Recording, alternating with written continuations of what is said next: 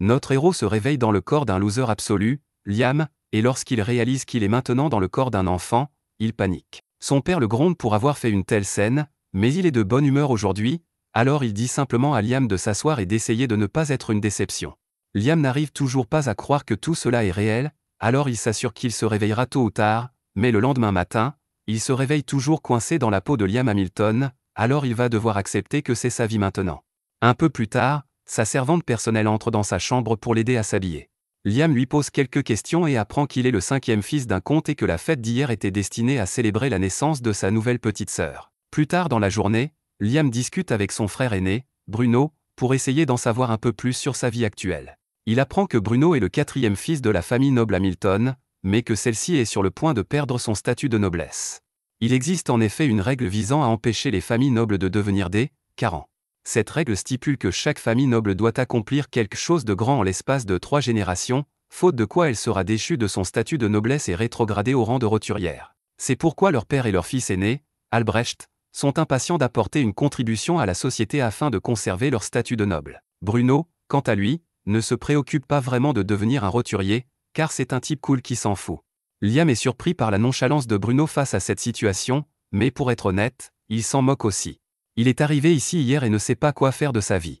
À ce moment-là, leur professeur arrive et annonce qu'il va bientôt commencer les cours de magie. Dès que Liam entend le mot « magie », il bondit de sa chaise et demande s'il va vraiment apprendre à se servir de la magie. Bruno est un peu surpris par l'enthousiasme de Liam et lui dit qu'il y a un tas de grimoires dans la réserve familiale et qu'il peut aller y jeter un coup d'œil s'il le souhaite. Mais Bruno l'avertit de ne pas se faire trop d'illusions, car la plupart des gens ne sont pas doués pour la magie. Néanmoins, l'instructeur de magie encourage Liam à apprendre la magie, car il est important de comprendre la magie, même si l'on ne peut pas l'utiliser. Liam va trouver sa servante et lui demande de lui montrer où se trouvent les grimoires. Elle l'emmène dans le bureau du manoir et Liam est stupéfait par l'ampleur du savoir qui s'y trouve. Il regarde les étagères et trouve un livre sur la magie du feu, qu'il ouvre et décide d'essayer. Après avoir suivi les instructions du livre, Liam parvient à créer une flamme sur le bout de son doigt, ce qui est vraiment impressionnant pour une première tentative. Liam se rend dans le bureau de son père pour lui demander la permission d'utiliser la bibliothèque du grimoire, mais son père déteste lui parler et lui dit dédaigneusement qu'il peut faire ce qu'il veut. L'interaction est un peu décourageante, mais l'important est qu'il a donné à Liam la permission d'utiliser la bibliothèque du grimoire, et Liam passe les 2 jours suivants à maîtriser tous les sorts élémentaires de base. Il finit par apprendre à lancer les sorts sans avoir besoin de consulter le grimoire, et Bruno est stupéfait parce qu'il ne sait pas du tout utiliser la magie. Il dit à Liam qu'il est extraordinaire et qu'il pourra bientôt se faire un nom. Cependant, Bruno est curieux des motivations de Liam et lui demande s'il s'efforce d'apprendre la magie parce qu'il veut devenir le prochain chef de famille. Après tout, cela pourrait faire de lui une cible pour leur frère aîné. Mais Liam ne s'intéresse pas à la politique familiale de succession, il trouve juste que la magie, c'est cool. Comme il a maîtrisé tous les sorts novices, il décide de commencer à apprendre la magie de la glace, mais alors qu'il quitte la bibliothèque, son père l'appelle. Son père a entendu parler du talent de Liam pour la magie, et alors qu'il se fichait éperdument de Liam il y a quelques jours, il s'intéresse soudain à lui. Il demande une démonstration de magie, et Liam lui montre qu'il peut faire de la magie sans avoir besoin d'ouvrir un grimoire. Le comte est ravi, car il pourrait utiliser Liam pour assurer la position de leur famille. Désormais, il dit à Liam qu'il est autorisé à utiliser toutes les ressources dont il a besoin pour ses études de magie. Soudain, un rapport indique qu'un homme particulier est apparu sur les terres d'Hamilton. Le comte ordonne donc que les soldats soient mobilisés pour le capturer. D'après ce que l'on sait, cet homme doit représenter une très grande menace, mais cela n'a rien à voir avec Liam, qui retourne donc dans la forêt pour s'exercer à la magie. Alors qu'il marche dans les bois, il trouve un homme assis sous un arbre, et l'homme semble un peu nerveux lorsqu'il aperçoit Liam. Il lui demande si Liam est un membre de la famille Hamilton venu le capturer, et Liam confirme qu'il est bien un membre de la famille Hamilton, mais qu'il n'a aucun intérêt à le capturer. Il ne sait même pas qui est ce type pour commencer. L'homme est soulagé que Liam ne soit pas à ses trousses, mais il remarque que Liam porte un grimoire et lui demande s'il étudie la magie. Liam confirme, et comme la pratique constante est le meilleur moyen de s'améliorer, il va aller s'entraîner maintenant. Cependant, avant de partir, le type demande à Liam s'il veut apprendre une façon plus efficace d'utiliser la magie. Cela attire l'attention de Liam, qui demande à l'homme de quoi il parle, et l'homme lui montre une technique qui lui permet d'utiliser 5 types de magie différents en même temps. Liam est très impressionné et l'homme lui demande s'il veut prendre une petite leçon de magie, ce à quoi Liam répond qu'il en serait ravi. L'homme est franchement surpris de la politesse de Liam, car les nobles sont connus pour leur arrogance, mais Liam est différent, surtout parce qu'il s'est réincarné ici récemment. Quoi qu'il en soit, lors de la première leçon de Liam, l'homme lui demande d'essayer de dessiner 2 diagrammes sur le sol en même temps. Liam fait ce qu'on lui demande, et il s'avère qu'il est plutôt doué pour cela, de sorte que l'étape suivante ne devrait pas être difficile à maîtriser pour lui. Il lui demande alors d'essayer d'utiliser 2 sorts différents en même temps, ce qu'il fait avec un coupe-flamme de la main droite et une boule de feu de la main gauche. Après avoir visualisé les sorts, Liam parvient à les lancer simultanément dès son premier essai. L'homme est vraiment stupéfait, car il est extrêmement rare que quelqu'un parvienne à utiliser cette technique, qui plus est dès le premier essai. Il encourage Liam à continuer et lui dit d'essayer d'utiliser 3 sorts à la fois au lieu de 2. Liam fait donc un essai, et cela semble fonctionner au début, mais sa magie s'éteint soudainement, ce qui déçoit Liam. Cependant, l'homme lui assure qu'il a exécuté la technique correctement, et que la seule raison pour laquelle la magie s'est éteinte est qu'il n'a pas assez d'énergie magique dans son corps pour la maintenir. Lancer plusieurs sorts à la fois consomme une quantité folle d'énergie magique. Liam doit donc apprendre à contrôler un peu plus sa magie pour pouvoir continuer à lancer des sorts simultanément. Pour l'instant, l'homme va lui donner une petite leçon sur la nature de la technique, et il demande à Liam de s'asseoir sur le sol pendant qu'il fait une illustration dans la terre. Ce sont des nombres premiers, explique l'homme, et la technique des sorts multiples ne fonctionne qu'avec les nombres premiers. Mais il n'a aucune idée de la raison pour laquelle cela fonctionne ainsi. En gros, on peut lancer 1, 2 ou 3 sorts à la fois, mais si on essaie d'en lancer 4, ça ne marchera pas, quoi qu'on fasse.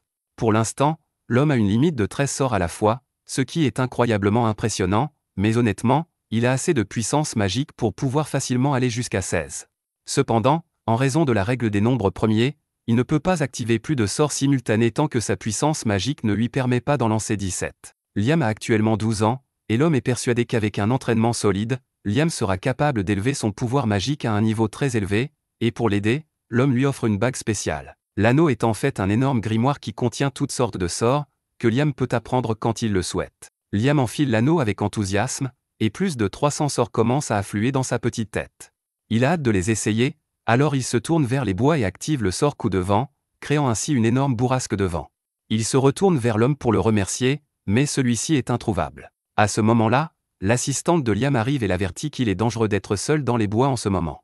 Apparemment, il y a un homme suspect en liberté, alors elle lui dit d'être prudent lorsqu'il parle à des étrangers, mais cela mis à part, elle est venue ici pour lui donner un grimoire que son père veut qu'il ait, alors elle lui donne le livre et s'en va pour retourner au manoir. L'homme réapparaît alors derrière Liam, et ce dernier lui demande où il est allé il y a une seconde. L'homme lui répond qu'il n'est jamais parti, qu'il utilisait juste la magie de l'invisibilité pour rester caché car il ne peut pas laisser quelqu'un le trouver ici. Cela dit, Liam vient de recevoir un grimoire très intéressant, et l'homme lui propose de lui montrer un tour de passe-passe. Il dit à Liam d'ouvrir le grimoire et d'essayer d'invoquer un esprit tout en portant l'anneau qu'il lui a donné, et lorsque Liam invoque un esprit du feu, celui-ci est absorbé par l'anneau. Il fait de même avec tous les autres esprits élémentaires afin de pouvoir leur demander de l'aide plus tard, mais lorsqu'il a terminé, il se rend compte que l'homme est parti et que, cette fois, il ne reviendra pas. Avant de partir, l'homme a écrit un message pour Liam dans la terre: continue à t'entraîner à la magie et tu deviendras sûrement un grand mage à l'avenir. Au fait, ne me dénonce pas. Si quelqu'un demande, je n'ai jamais été là. Liam ne sait pas grand-chose de cet homme, mais il est indéniable qu'il a appris plus de choses cet après-midi-là qu'il ne l'aurait jamais fait seul, et il le respectera toujours comme son maître. Un mois après sa première rencontre avec son maître, Liam n'a rien perdu de son entraînement et est désormais bien plus habile à manier sa magie. C'est alors que Bruno s'approche de Liam et s'étonne de voir que Liam a fabriqué lui-même du charbon de bois blanc. Le charbon de bois blanc brûle beaucoup plus vite que le charbon de bois normal et ne produit pas de fumée, il est donc très utile. Cependant, il est presque impossible de le fabriquer sans un four spécial et une précision extrême, il est donc étonné que Liam ait pu en créer autant avec rien d'autre que de la magie. Il remarque également que Liam a un sac rempli de cristaux de lycro, des cristaux qui aident à restaurer la puissance magique des pensées, et demande si Liam les a également fabriqués lui-même. Liam confirme, bien qu'il ait eu un peu de mal à perfectionner la technique au début, car elle exige qu'il utilise 5 types de magie à la fois, mais il a fini par comprendre. Bruno est heureux de voir que son petit frère est si doué, car cela signifie qu'il se débrouillera probablement tout seul. Quant à Bruno, il va bientôt se marier et ne sera donc plus là. Liam est choqué car c'est la première fois qu'il entend parler d'un mariage, mais Bruno explique qu'il se marie dans une famille noble de Baran. Ils ont moins d'argent que la famille Hamilton, mais il aura plus de liberté, donc il est heureux de cet arrangement. Liam ne sait pas ce qu'il doit en penser, mais il dit qu'il est heureux pour Bruno. Avant de partir, Bruno veut donner un conseil à Liam. Il lui dit que leur père voulait une fille pour pouvoir la marier à la famille royale et assurer la position de la famille Hamilton en tant que noblesse. Mais Liam s'est avéré être un garçon. Son père a donc considéré que Liam était un échec et a décidé d'essayer à nouveau d'avoir une fille. Entre-temps, il s'inquiète de plus en plus de la situation de sa famille dans une tentative désespérée d'obtenir quelque chose, il envoie 1 millier d'hommes pour tuer un monstre qui a été enfermé dans la forêt. Cependant, ce plan a échoué lamentablement, entraînant la perte de plus de 90% des forces. Leur père essaie toujours d'obtenir une réussite pour la famille Hamilton, mais Bruno pense personnellement que la famille est cuite, et il veut que Liam réfléchisse à un moyen de vivre de façon indépendante. Liam décide de suivre les conseils de Bruno en matière d'indépendance et commence à vendre ses produits pour gagner de l'argent. Cela fonctionne très bien pour lui, car le charbon de bois blanc est un produit de valeur qui rapporte un prix décent, mais il a besoin de quelque chose d'un peu plus rentable s'il veut gagner assez d'argent pour vivre seul. Comme il est déjà en ville, Liam décide de faire une pause dans un magasin de nouilles et demande un bol de ramen. La vendeuse lui en prépare un et Liam en adore le goût, comme beaucoup de gens en ville, mais toutes les nouilles sont faites maison et ne durent pas très longtemps, alors Liam a une idée géniale pour faire un peu plus de profit. Après quelques bricolages, il va voir sa bonne et le chef cuisinier pendant qu'ils préparent le dîner et leur demande de goûter sa dernière invention. Il place un bloc de nouilles dans un bol et leur dit qu'il suffit de verser de l'eau chaude dessus. Après avoir fait cela, il se transforme en un délicieux bol de nouilles. Liam a utilisé ses esprits pour cuire et déshydrater les nouilles, de sorte qu'elles se conservent très longtemps et peuvent être préparées presque instantanément. Il est persuadé que son invention sera très appréciée et se précipite donc à la guilde des marchands pour la vendre. Mais à sa grande déception, le marchand lui dit qu'il ne peut pas distribuer le produit de Liam à sa place, car il n'est que le 5e fils de la famille Hamilton. En tant que tel, il aura besoin d'une autorisation écrite de son père ou de son frère aîné, Albrecht, pour vendre des produits originaux dans ce pays. Liam doute qu'il puisse obtenir cette autorisation sans avoir à remettre les bénéfices, alors il abandonne pour l'instant et part. Une fois rentré chez lui, nous apprenons que c'est Albrecht qui a dit au marchand de refuser la demande de Liam. Il ne supporte pas l'idée que son petit frère réussisse mieux que lui, alors il va tout faire pour l'empêcher de réussir. Cependant, même si Liam n'est pas conscient de la rancune de son frère à son égard, il est déterminé à vendre ses produits quoi qu'il en coûte, et il décide donc de prendre des mesures draconiennes. Tout d'abord, il charge un grand nombre de ses produits dans une boîte à objets qu'il a créée avec l'anneau de l'homme. Ensuite, il commence à lancer des invocations, mais cette fois-ci, au lieu d'invoquer un esprit, il compte s'en servir pour s'invoquer lui-même. Au départ, cela semblait fonctionner comme une téléportation, mais au lieu de cela, il invoque un clone parfait de lui-même et l'envoie dans un pays voisin. S'il n'est pas autorisé à vendre ses objets dans la région d'Hamilton, il devra les vendre ailleurs. Quelques jours plus tard, le clone de Liam lui envoie un message pour lui faire part de toutes les ventes qu'il a réalisées récemment et, à ce rythme, Liam pourrait bien devenir indépendant. Quand Liam ne vend pas ses marchandises, il utilise son clone pour pratiquer ses sorts d'attaque, et il a finalement appris à contrôler le sort de missile magique, alors il est assez content de lui. Soudain, il entend quelqu'un s'approcher de lui. Il se débarrasse alors de son clone et part à la découverte de l'identité de cette personne, et à sa grande surprise, il découvre qu'il s'agit d'Albrecht. Albrecht ne perd pas de temps et demande immédiatement à Liam ce qu'il veut devenir à l'avenir. Liam sait qu'Albrecht lui pose cette question parce qu'il veut savoir si Liam représente vraiment une menace pour sa position de successeur de la famille. Mais, comme nous l'avons déjà dit, Liam ne s'intéresse pas à la politique familiale, et il dit à Albrecht qu'il veut devenir indépendant à l'avenir. Albrecht est soulagé, car il n'aura plus à rivaliser avec Liam pour les droits de succession s'il devient indépendant. Pour l'aider à devenir indépendant le plus rapidement possible, il lui propose de parler en sa faveur afin qu'il puisse rejoindre la guilde des chasseurs. Plus tard dans la journée, Liam se rend à la guilde des chasseurs, et dès qu'il entre, tous les regards se tournent vers lui car les chasseurs ne pensent pas qu'un enfant comme Liam soit qualifié pour être là. Liam se présente à l'accueil pour rencontrer le maître de la guilde, qui a déjà entendu parler de lui par Albrecht, mais il va tout de même devoir faire passer un test à Liam pour évaluer ses capacités. Il demande à Liam de lui lancer un sort offensif avec l'incantation qu'il veut, mais Liam n'a jamais entendu parler d'incantation auparavant, et il n'a donc aucune idée de ce dont le maître de la guilde est en train de parler. Le maître de la guilde s'attendait à ce que Liam soit un peu plus fort que la moyenne puisqu'Albrecht l'avait recommandé, mais après que Liam ait lancé son sort, le maître de la guilde a frôlé la mort. Heureusement, Liam a eu le bon sens de ne pas le viser directement, et après s'être calmé, le maître de la guilde accorde à Liam un statut de rang B. Maintenant que Liam a un rang officiel, il part accomplir sa première mission, mais avant de partir, il est abordé par une fille. Elle se présente sous le nom d'Azuna à quoi j'ai dit qu'elle a été très impressionnée par ce dont Liam est capable, alors elle lui demande s'il veut faire équipe avec elle. Liam avait prévu de faire cavalier seul, mais il ne voit pas d'inconvénient à avoir un partenaire, alors il accepte de faire équipe avec Azuna, qui est ravie de l'entendre. Elle lui prend la main pour l'emmener au travail, mais Liam est confus, car aucun d'entre eux n'a encore reçu de mission. Azuna lui explique que les missions ne sont confiées qu'aux groupes de rang A ou supérieur. Les autres doivent aller tuer des monstres dangereux pour obtenir une récompense, et comme par hasard, ils tombent sur un monstre loup. Malheureusement, il s'agit en fait d'une meute entière de loups. Asuna n'est pas sûr d'être capable d'en affronter autant, mais Liam, lui, pense qu'à eux deux, la victoire devrait être facile. Il demande donc à Asuna d'achever les loups une fois qu'il les aura neutralisés. Il invoque ensuite quelques esprits de la terre et les utilise comme appât pour attirer l'attention des loups. Une fois que les loups ont mordu, Liam demande aux gnomes de s'étendre pour bloquer leurs mâchoires. Maintenant qu'ils ne peuvent plus bouger, Asuna est libre de les abattre un par un. Au total, il tue 42 loups et lorsqu'il présente les carcasses au maître de la guilde, celui-ci est tellement impressionné par leur habileté qu'il leur dit qu'il a une mission spéciale pour eux. Apparemment, une personne importante doit venir dans cette ville dans quelques jours, et il veut que Liam et Asuna éliminent une chenille blindée qui bloque le chemin. Ce serait un désastre si la personne importante était blessée en visitant la ville, donc Liam prend cela très au sérieux. Il trouve la chenille assez facilement, mais quoi qu'il fasse, ils ne parviennent pas à la tuer. Tous les coups d'Asuna et toute la magie de Liam ne font que rebondir sur sa dure carapace, et si cela continue, ils n'arriveront jamais à la battre. Lors d'une pause, Asuna plaisante en disant que la seule chose qui pourrait traverser l'armure de cette chenille serait un météore, mais il n'y a aucune chance qu'il puisse frapper un météore ici.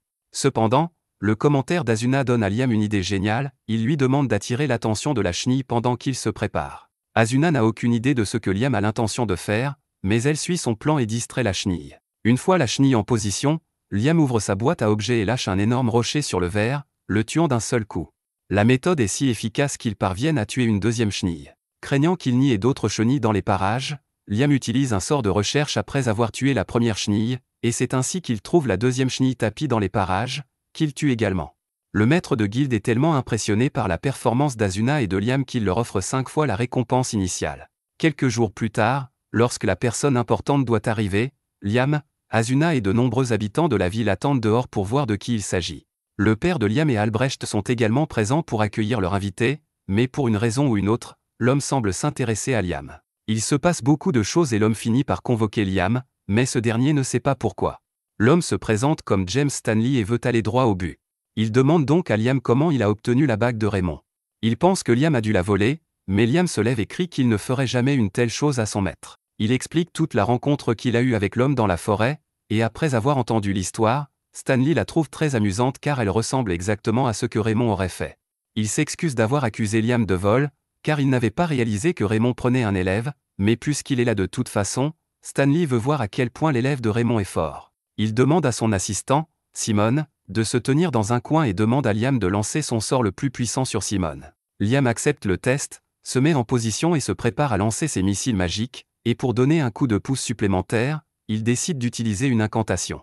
Il a récemment appris que l'incantation amplifie la puissance magique utilisée pour lancer un sort, et pour un meilleur effet, les mots utilisés dans l'incantation doivent avoir une certaine signification pour le lanceur, alors Liam commence à réciter les noms de ses idoles préférées.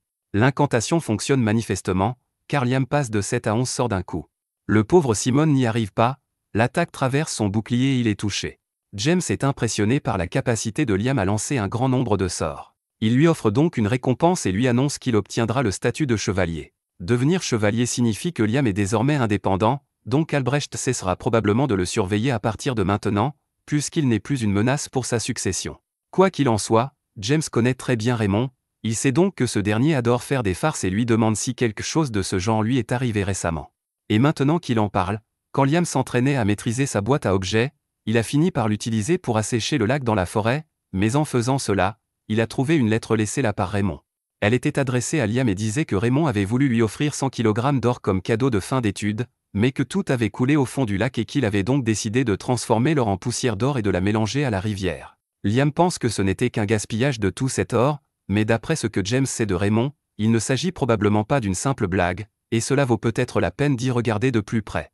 Liam suit le conseil de James et décide de retourner au lac pour aspirer à nouveau toute l'eau, mais cette fois, il a la brillante idée d'utiliser sa boîte à objets pour séparer la poussière d'or de l'eau, ce qui a pour effet d'activer une porte cachée. À l'intérieur, Liam trouve un mot de Raymond, qui dit que Liam peut avoir ce grimoire de niveau maximum comme cadeau de fin d'études, puisqu'il a résolu l'énigme. Raymond lui-même n'a jamais réussi à le maîtriser, mais Liam pourrait en tirer parti. Liam jette un coup d'œil au grimoire et y trouve un sort intéressant appelé « Autre monde ». Après plusieurs heures d'essais et d'erreurs, Liam parvient enfin à faire fonctionner le sort. Le sort « Un autre monde » crée une dimension séparée, que Liam contrôle totalement. Il peut donc ouvrir un portail n'importe où, et personne ne peut y entrer sans sa permission. Liam est ravi de toutes les choses incroyables qu'il peut faire avec ce sort, et dès qu'il en a l'occasion, il repart à la chasse avec Asuna. Cette fois-ci, Ils sont confrontés à une énorme grenouille. Liam tente d'abord d'utiliser ses esprits de feu pour l'attaquer, mais cela ne suffit pas à tuer la grenouille. En représailles, la grenouille commence à charger son attaque ultime, et juste avant qu'elle ne soit touchée, Liam attire Asuna dans sa dimension de poche. Grâce à cela, ils sont tous les deux à l'abri de l'électrocution de la grenouille, et une fois que la grenouille n'a plus d'énergie, ils l'achèvent. Un peu plus tard, ils reviennent à la guilde avec la pierre magique de la grenouille, et le maître de la guilde a du mal à croire qu'ils ont réussi à le faire. Cette quête était de rang A, donc il s'attendait au moins à ce qu'ils se battent un peu, mais il semble que ce soit à peine un défi pour Liam. Asuna s'énerve contre le maître de guilde parce qu'il ne cesse de parler de Liam seul, alors qu'elle s'est battue à ses côtés. Le maître de la guilde s'excuse, mais comme Liam a en quelque sorte tout fait, il a oublié qu'Asuna faisait partie de l'équipe. Il voit bien qu'Asuna est contrarié d'être beaucoup plus faible que Liam, alors il prend ses responsabilités et propose à Liam de faire d'Asuna son esclave. Ni l'un ni l'autre ne pense que c'est une bonne idée car, en tant qu'esclave, Asuna serait obligé d'obéir à tous les ordres que Liam lui donnerait. C'est alors que le maître de la guilde mentionne le fait qu'en tant que familière de Liam, Asuna deviendrait automatiquement plus forte, proportionnellement à la force de Liam. Dès qu'elle entend cela, elle accepte de devenir l'esclave de Liam. Bien sûr, elle ne pourra pas refuser si Liam finit par faire des demandes perverses, mais Asuna a confiance qu'il ne le fera pas, et même s'il le faisait, elle n'y verrait pas d'inconvénient. Ils finissent par créer le contrat, et une fois que c'est fait, Asuna disparaît immédiatement. Tout le monde est choqué, mais elle réapparaît derrière Liam et explique qu'elle s'est déplacée très rapidement. Une fois le contrat établi, Asuna entend une voix dans sa tête qui lui dit qu'elle a acquis une compétence unique, Speedster. Liam trouve cela incroyablement intéressant, à tel point qu'il veut retenter l'expérience. Mais les contrats familiers obligent à l'obéissance, et il serait difficile de trouver quelqu'un qui soit prêt à perdre sa liberté en échange d'une compétence. Heureusement, Asuna connaît quelqu'un qui serait parfait pour cela. Elles vont voir Jody, l'ami d'Asuna, et lui explique toute la situation. Jody n'a rien de mieux à faire en ce moment, elle accepte donc de devenir la familière de Liam. Une fois le contrat conclu, tout le monde lui demande si elle a aussi débloqué une compétence unique. Plutôt que de leur dire de quoi il s'agit, Jody sort de la guilde et revient avec 2 sandwichs. Elle donne l'un des sandwichs à un homme dont la main est cassée, et à la seconde où il le mange, son bras se rétablit. Jody explique que son talent unique lui permet de guérir les gens grâce à la nourriture qu'elle prépare. Quelques jours plus tard, Liam rencontre à nouveau James, qui l'informe que la princesse Scarlett vient lui rendre visite. Liam ne comprend pas pourquoi la princesse viendrait jusqu'ici pour quelqu'un comme lui, mais James lui rappelle qu'il a accompli une quête de rang A, qu'il peut lancer jusqu'à 11 sorts à la fois et qu'il peut accorder des compétences uniques à des personnes en devenant leur maître. La princesse est particulièrement intéressée à voir Liam démontrer les capacités de ses esclaves, mais Liam refuse fermement de faire une telle chose. James n'arrive pas à croire que Liam veuille vraiment refuser une demande de la reine elle-même, mais même si Jody et Asuna sont les familiers de Liam, ils restent ses amis, et il ne les transformera pas en numéro de cirque pour l'amusement de quelqu'un. James voit que Liam n'est pas prêt à changer d'avis et lui dit qu'il peut partir. Une fois Liam parti, il est révélé que la servante qui les avait servis pendant la conversation était en fait la princesse. James s'excuse auprès de la princesse pour le refus de Liam, mais elle trouve intéressant que Liam soit prêt à aller à l'encontre de la royauté pour protéger ses amis. Mais elle veut voir s'il fera de même lorsqu'il lui parlera face à face. Le lendemain, Liam est convoqué par la princesse Scarlett, et cette fois-ci, elle n'est pas déguisée, Liam devra donc faire attention à la façon dont il lui répond. Liam entre dans son palais et s'agenouille devant elle, mais Scarlett veut passer aux choses sérieuses.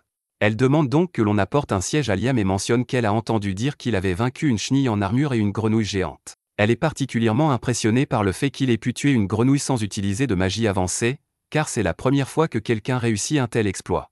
Mais elle est encore plus intéressée par les familiers de Liam et lui demande de lui montrer ce qu'ils peuvent faire. Liam voit bien qu'elle essaie d'utiliser son autorité pour le forcer à obéir, mais il ne peut pas accepter sa demande. Scarlett lui demande s'il a vraiment l'intention de refuser une demande directe d'une noble, mais quelles que soient les conséquences, Liam reste ferme dans sa réponse.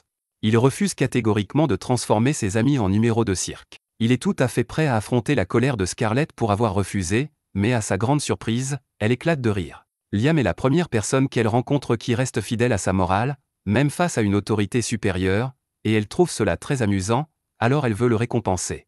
Elle déclare qu'à partir de maintenant, Liam portera le titre de baron. Liam panique car il ne pense pas avoir fait quoi que ce soit pour mériter un tel titre, mais Scarlett s'est prise d'affection pour lui, et comme elle est la princesse, elle peut faire ce qu'elle veut. Ainsi, la famille de Liam perdra son statut de simple noblesse, mais Scarlett veut lui offrir autre chose. Elle lui offre un grimoire de contrat familier, et Liam est bien plus excité par cela que par l'idée de devenir baron. Il remercie donc Scarlett à profusion et s'en va s'entraîner avec son nouveau grimoire. Un peu plus tard, Liam est assis dans la forêt en train de lire le grimoire, et il est capable d'utiliser les sorts qu'il contient assez facilement, mais tant qu'il ne maîtrisera pas le livre, ses contrats ne seront pas permanents. Alors qu'il s'entraîne encore, il aperçoit Bruno qui s'approche de lui. Il est très surpris, car Bruno s'est marié et a quitté la maison il y a quelque temps. Liam demande à Bruno ce qu'il fait ici, mais Bruno n'a pas de raison précise, il voulait juste passer du temps avec son frère, surtout pour féliciter Liam en personne d'être devenu baron, car c'est une grande réussite. Il dit à Liam qu'il est désormais plus haut placé que leur père, mais Liam ne comprend pas ce qu'il veut dire puisque leur père est comte et que Liam n'est que baron. Bruno explique que si les barons sont de rang inférieur au comte, ce pays sépare les nobles en différentes catégories, ceux qui accomplissent quelque chose et gagnent leur titre par eux-mêmes, et ceux qui héritent de leur titre. Naturellement, ceux qui gagnent leur titre sont considérés comme plus impressionnants. Liam n'avait aucune idée de la façon dont cela fonctionnait, mais même s'il est désormais plus gradé que son père, il ne s'en soucie pas vraiment puisqu'il veut juste apprendre la magie. Alors qu'il se promène dans les couloirs, il croise Albrecht et le salue, mais ce dernier l'ignore grossièrement, si bien que Liam se demande pourquoi il est si en colère. Pendant ce temps, Albrecht est absolument furieux que son stupide petit frère lui fasse de l'ombre. Alors qu'il se promène, il surprend deux servantes en train de parler de tout ce que Liam a accompli ces derniers temps, ce qui l'offusque au plus haut point. Il leur crie que si elles pensent que Liam est si génial, elles devraient peut-être démissionner et aller travailler pour lui. Les servantes se rendent compte qu'Albrecht est jaloux de Liam et s'excusent rapidement de l'avoir offensé, mais Albrecht n'en a pas fini et demande aux servantes si elles pensent que Liam est meilleur que lui. La réponse est évidente, l'un est un prodige de la magie qui a obtenu un titre à l'âge de 12 ans, tandis que l'autre est un morveux qui n'a rien fait de remarquable dans sa vie. Cependant, les servantes veulent garder leur emploi, alors elles ne disent pas cela, mais disent à Albrecht qu'il est meilleur que Liam. Albrecht s'en va alors en colère, déterminé à prouver qu'il est vraiment meilleur que Liam, et il jure qu'il accomplira lui aussi quelque chose. Le lendemain, Liam rencontre Asuna et Jody en ville, elles sont devenues très populaires, surtout à cause de la beauté de Jody et d'Asuna, et par conséquent, tous les hommes dans la foule regardent Liam d'un œil jaloux. Liam veut que les trois forment officiellement un groupe, mais il ne veut pas les forcer à faire quelque chose qu'elles ne veulent pas, alors il leur demande si elles sont d'accord. Ni Asuna ni Jody n'ont de raison de s'opposer à l'idée de Liam, et elles acceptent donc de former un groupe avec lui. Plus tard dans la journée, ils partent tous en mission dans la forêt.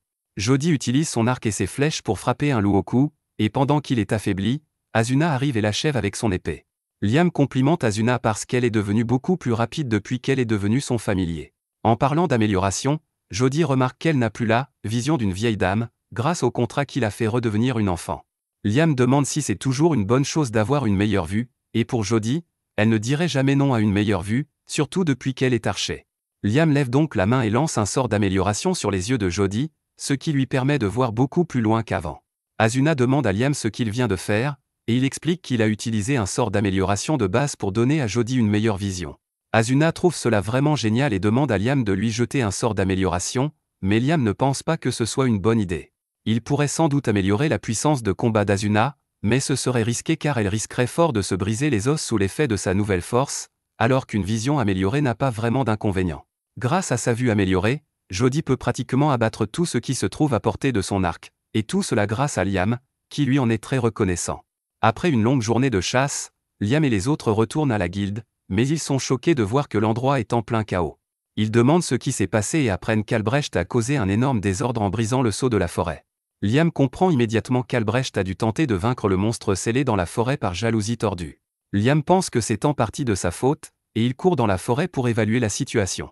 Lui et les autres arrivent bientôt sur les lieux, et la situation est bien pire que tout ce qu'ils auraient pu imaginer. Des dizaines de soldats sont gravement blessés et beaucoup d'autres sont déjà morts, ce qui horrifie Liam. Il aperçoit Albrecht blessé, allongé sur le sol, et court le voir, mais dès qu'il l'aperçoit, il se lève avec frénésie et commence à crier qu'il n'a pas encore échoué. C'est alors que le maître de la guilde prend un bâton et frappe Albrecht à la tête, car la situation est déjà assez folle, il n'a pas besoin d'un noble fou et peu sûr de lui qui court partout. Une fois Albrecht emmené, le maître de la guilde s'approche de Liam et lui dit qu'il est heureux qu'il soit venu.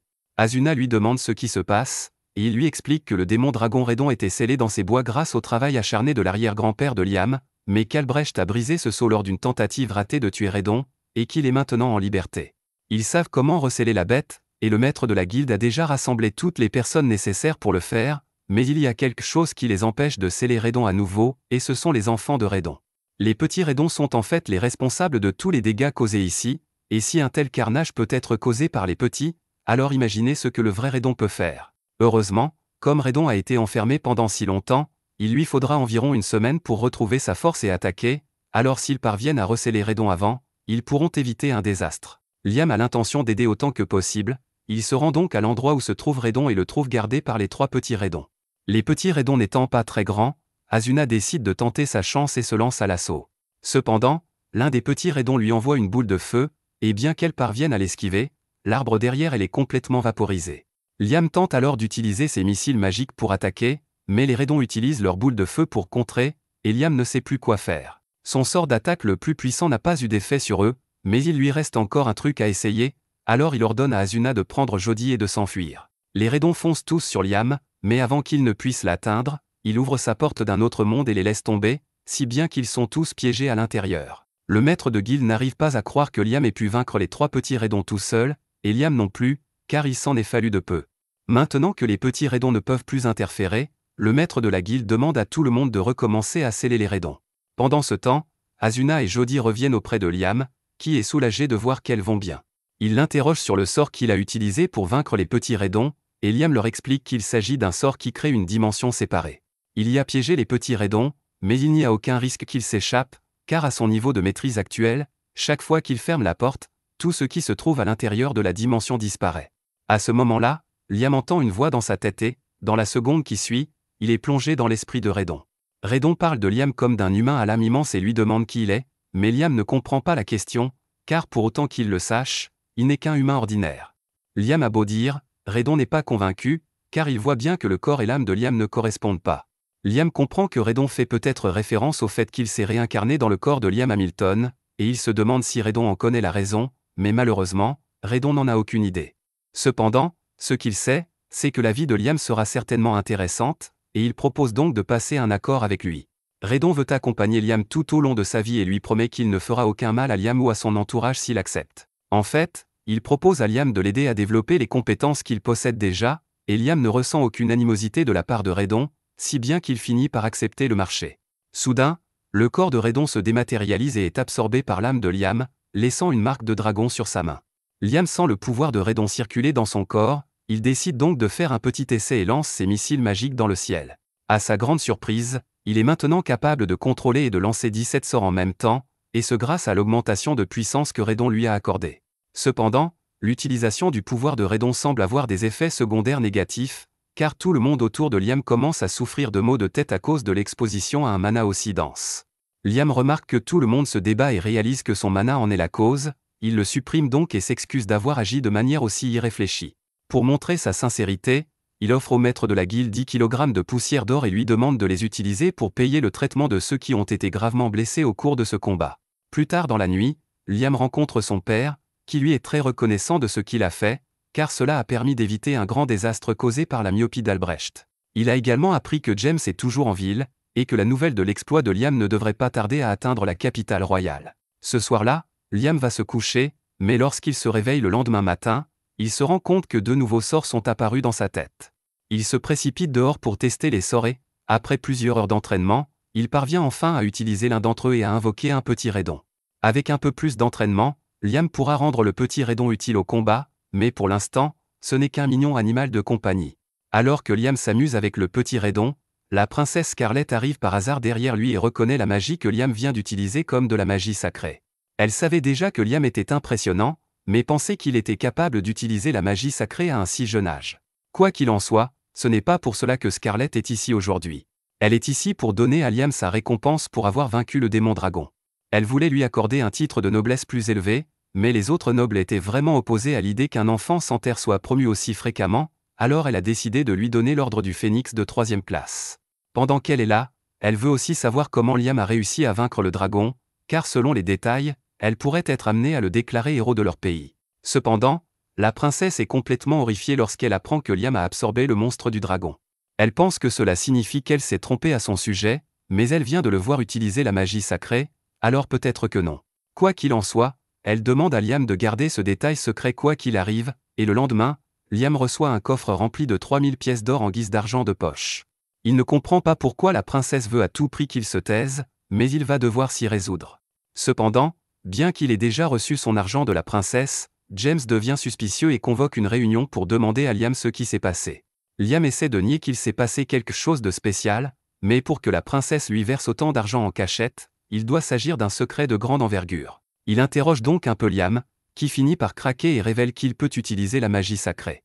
Il montre l'un des sorts qu'il peut utiliser et informe James que ce sort lui permet de se débarrasser de tous les effets d'état négatifs, y compris la pétrification et le poison. James trouve cela incroyable, mais sa puissance est prévisible puisque la magie sacrée est considérée comme un acte de Dieu. Il demande à Liam s'il sait quelque chose de la guerre des 3 dragons, ce que Liam ne sait pas, alors James commence à lui expliquer l'histoire. Il y a très longtemps, 3 grands dragons se sont affrontés jusqu'à ce qu'un seul soit victorieux. On dit que la victoire du dragon était en grande partie due à son utilisation de la magie sacrée, et après cela, le dragon aurait rejoint un humain, et sa magie aurait été utilisée pour fonder ce royaume. Lorsque James dit « rejoint », la première chose qui vient à l'esprit de Liam est que le dragon et l'humain se sont mariés et ont eu des enfants, mais ce n'est pas le cas. James fait remarquer que Liam est l'exemple même de ce à quoi ressemble l'union avec un dragon. Maintenant qu'il y pense, Raiden est entré dans son corps, donc les deux sont techniquement unis. James explique à Liam qu'il est en train de recréer la légende de la fondation de cette nation, mais aussi incroyable que cela puisse paraître, il y a des choses plus urgentes à discuter.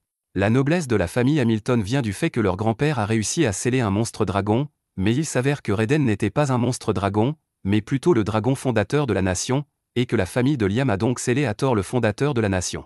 Si cette information est divulguée, le statut de noblesse de la famille Hamilton sera presque certainement dissous, et Liam ne le souhaite pas, car il sait à quel point son père et Albrecht sont prêts à tout pour conserver leur statut. Mais il y a quelque chose qui inquiète encore plus James, car il est possible que Raiden soit furieux d'avoir été enfermé et qu'il prépare sa vengeance contre leur nation. Cependant, Liam a une petite discussion avec Raiden dans sa tête, et Raiden dit qu'il n'a pas l'intention de se venger des humains, et que tout ce qui l'intéresse, c'est de voir Liam se développer. James dit que c'est une excellente nouvelle et qu'il ne serait pas exagéré de dire que Liam est le sauveur du royaume parce qu'il a su attirer l'attention de Raiden. Un peu plus tard, Liam arrive à la guilde, mais avant qu'il ne puisse entrer, les filles l'entraînent. Liam n'a aucune idée de ce qui se passe, alors quand ils sont à bonne distance de la guilde, il leur demande ce qui se passe. Elle lui explique que la guilde était remplie de gens qui voulaient rejoindre le groupe de Liam après avoir entendu qu'il avait vaincu un démon dragon, et qu'il suppliait Asuna et Jody de le convaincre. Elles ont rédigé une liste de tous les candidats potentiels et, honnêtement, aucun de ces aventuriers n'est particulièrement impressionnant. Mais Liam est le chef du groupe, c'est donc à lui que revient la décision. Après cela, Liam décide de rentrer chez lui pour lire la liste, mais dès qu'il franchit la porte, l'une des servantes lui dit qu'elle a quelque chose à lui montrer. Il s'agit de demandes émanant de jeunes filles de diverses familles nobles qui souhaitent devenir l'épouse de Liam. Liam s'attendait à ce que cela se produise puisqu'il est populaire maintenant, mais il n'est pas prêt à faire face à autant de demandes. Même son frère lui apporte une lettre à ce moment-là, mais heureusement, ce n'est pas son frère qui essaie d'épouser Liam, c'est l'un des parents de la famille dans laquelle il s'est marié. Puisqu'il est là, Bruno demande à Liam ce qu'il a fait, car il n'est pas normal de recevoir autant de demandes en mariage en même temps, même s'il a vaincu le dragon.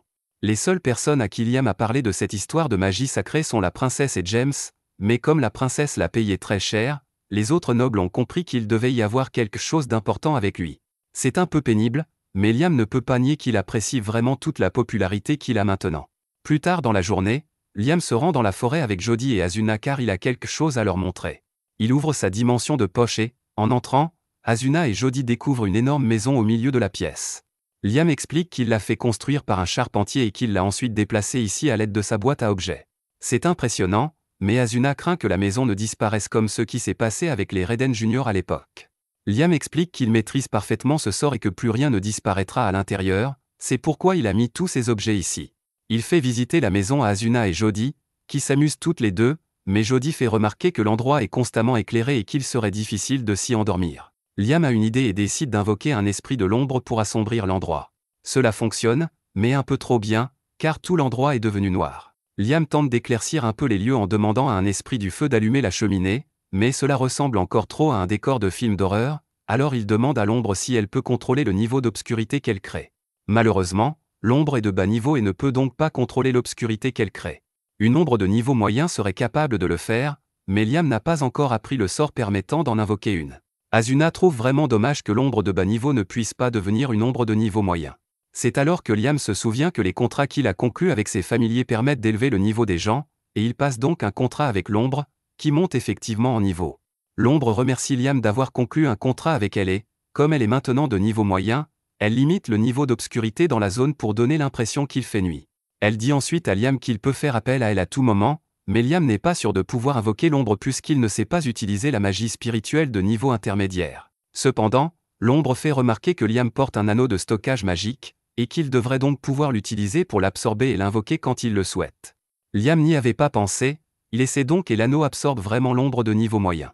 Il fait ensuite la même chose avec tous les autres esprits, les faisant monter en niveau avant de les ranger dans son anneau, si bien que Liam dispose désormais d'un grimoire d'invocation de niveau moyen.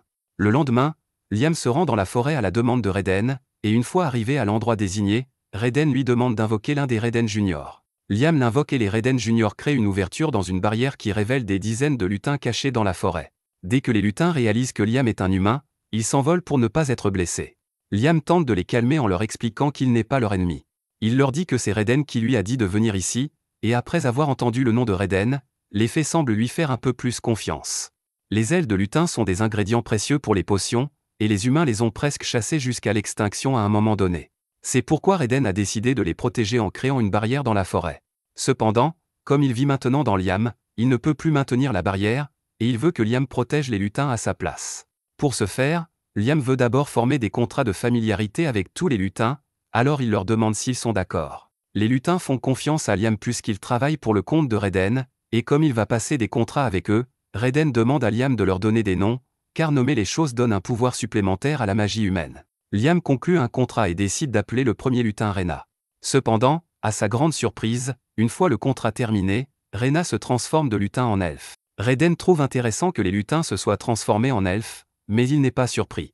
En revanche, Liam est totalement déconcerté et n'a aucune idée de la façon dont cela a pu se produire. Raiden explique qu'en formant un contrat magique et en nommant le lutin en même temps, la puissance magique des deux actions a résonné et a créé une réponse plus forte que la normale, ce qui explique pourquoi le lutin a tant évolué.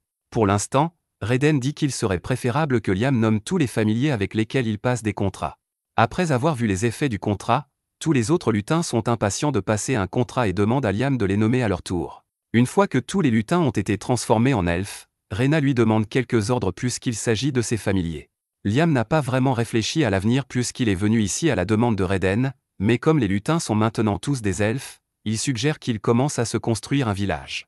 Il désigne également Rena comme chef du village, car c'est la première lutine qu'il a fait évoluer et c'est la seule dont il se souvient du nom pour l'instant. Une fois cette question réglée, les elfes se mettent au travail pour construire leur village, et Liam est complètement épuisé car il a utilisé beaucoup trop de pouvoirs magiques pour conclure tous ses contrats. C'est alors qu'il sent une grande puissance magique provenant des profondeurs de la forêt. Il va donc voir ce qu'il en est et trouve un fruit doré accroché à un arbre. Il sent qu'une grande quantité de mana s'en dégage et interroge Rena, qui lui explique qu'il s'agit d'un fruit fabriqué par les lutins. Il recueille le mana qui flotte dans l'air et le condense en un seul endroit, c'est donc du miel de mana. Liam lui demande s'il peut le manger, et Rena n'y voit pas d'inconvénient. Il coupe donc le fruit et en prend une bouchée. Lorsqu'il le fait, non seulement son pouvoir magique est rétabli, mais sa capacité magique globale est également augmentée, si bien qu'il peut désormais lancer 19 sorts sans avoir à chanter. Le lendemain, Liam revient au village pour voir comment vont les choses, et Rena sort pour l'accueillir, mais elle a de mauvaises nouvelles. Bien qu'il leur ait dit de se construire un village, ils ne savent pas comment construire des maisons, et c'est le mieux qu'ils aient pu faire. Liam s'est dit que cela pourrait arriver, alors il est prêt à leur apprendre à construire des maisons pour eux-mêmes. Cependant, sa leçon est interrompue lorsqu'ils entendent l'un des elfes appeler à l'aide. Des bandits se sont frayés un chemin dans la forêt et, dès qu'ils ont repéré une elfe, ils ont décidé de l'enlever et de la vendre pour de l'argent. Liam n'a évidemment pas l'intention de se laisser faire et exige que les bandits relâchent Suzy immédiatement, mais les bandits étant des bandits, ils n'écoutent pas et essaient plutôt de l'attaquer. Liam invoque un clone et l'utilise pour lancer une attaque simultanée sur les bandits et les assommer. Bien qu'il ait sauvé Suzy, il se rend compte que cette forêt est bien trop dangereuse pour un groupe d'elfes et il a l'intention de les emmener ailleurs. Il veut les mettre dans sa dimension de poche pour l'instant, mais il n'est pas sûr qu'ils puissent tous y tenir car l'espace n'est pas très grand. Cependant, lorsqu'il jette un coup d'œil à l'intérieur, il se rend compte qu'il a beaucoup grandi depuis la dernière fois qu'il l'a vu. C'est probablement à cause du miel de lutin qu'il a mangé hier, et cela lui convient parfaitement, alors il dit à tous les lutins de rentrer à l'intérieur pour qu'ils puissent les emmener dans un endroit sûr. Un peu plus tard, Liam est revenu sur sa terre et ouvre sa dimension de poche pour que les lutins en sortent, et ils sont choqués de constater qu'ils se trouvent dans une région complètement différente. Liam leur dit qu'il les a amenés sur sa terre pour qu'ils n'aient plus à craindre d'être attaqués. Les elfes sont reconnaissants, mais ils sont encore plus étonnés que Liam ait pu les transporter tous ici en un seul sort. Ils se prosternent tous pour demander à Liam de devenir leur roi, et s'il accepte de les gouverner, ils jurent de faire tout ce qu'il demande. Liam ressent le besoin de les protéger, il accepte donc de devenir leur chef, mais il leur demande de ne pas l'appeler roi parce qu'il ne veut pas avoir à s'occuper de la politique qui en découle. Quoi qu'il en soit, Puisqu'il est leur chef, il doit leur trouver une terre pour qu'ils puissent y vivre. 4 jours passent et Liam essaie toujours de trouver un endroit pour les elfes, c'est pourquoi il pratique sans relâche la nouvelle magie que Reden lui a donnée, et quand il a enfin trouvé, il dit à tout le monde de se mettre en rang. Il les téléporte ensuite à une centaine de kilomètres de l'endroit où ils se trouvaient auparavant, dans un lieu appelé les îles scellées. C'est Reden qui a scellé cette terre, mais il leur a permis de l'utiliser autant qu'ils le souhaitaient. Le voyage aurait duré 4 jours s'ils avaient voyagé normalement, mais grâce à la magie de téléportation qu'il a apprise de Reden, il peut se rendre instantanément dans n'importe quel endroit où il est déjà allé. Il dit aux elfes qu'ils peuvent désormais vivre ici, mais qu'il aura besoin de quelqu'un pour leur construire des maisons. Pour l'instant, il laisse à Reden Junior le soin de protéger les elfes jusqu'à ce qu'ils reviennent, et il se téléporte chez lui. Là, il reçoit la visite de la princesse, qui veut lui demander si Reden a déjà parlé d'un endroit appelé les Terres Promises. Liam n'a jamais entendu parler des Terres Promises, mais Reden lui a permis d'utiliser un endroit appelé les Terres Scellées, alors la princesse demande à Liam s'il peut l'y emmener. Liam répond qu'il est d'accord, mais qu'en échange, il a besoin de quelque chose de sa part. Il lui demande d'amener l'un des ingénieurs de la cour, car il a un projet à mener à bien. Cependant, il n'a pas l'intention d'emmener le véritable ingénieur, alors il crée un clone de Golak et téléporte le clone, ainsi que la princesse, avec lui dans les Terres Scellées. À son arrivée, la princesse est certaine qu'il s'agit des Terres Promises. Elle raconte donc la légende selon laquelle le salut de l'humanité se trouve dans les Terres Promises, et que cet anneau en est la clé. L'anneau appartient à la famille royale depuis des générations, mais il commence à réagir à Liam et, lorsqu'il le touche, un énorme morceau de terre se met à flotter à son commandement. La princesse s'incline devant lui et lui demande de créer une nation pour le bien de l'humanité. Liam ne veut vraiment pas le faire, mais la princesse lui promet sa loyauté et toutes ses ressources pour qu'il y parvienne, il n'a donc pas le choix. Sous les instructions du clone de Golak, les elfes progressent régulièrement dans la construction de leur village.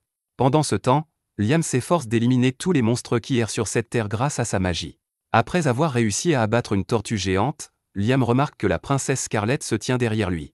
Scarlett s'excuse de l'avoir regardé, mais elle a été fascinée par la puissance magique exceptionnelle de son maître. Liam n'est toujours pas à l'aise avec la relation maître-serviteur que souhaite Scarlett, alors il lui dit qu'elle n'est pas obligée de le servir. Après tout, son statut de deuxième princesse du royaume est bien supérieur à celui de Liam. Cependant, Scarlett fait cela parce qu'elle le veut.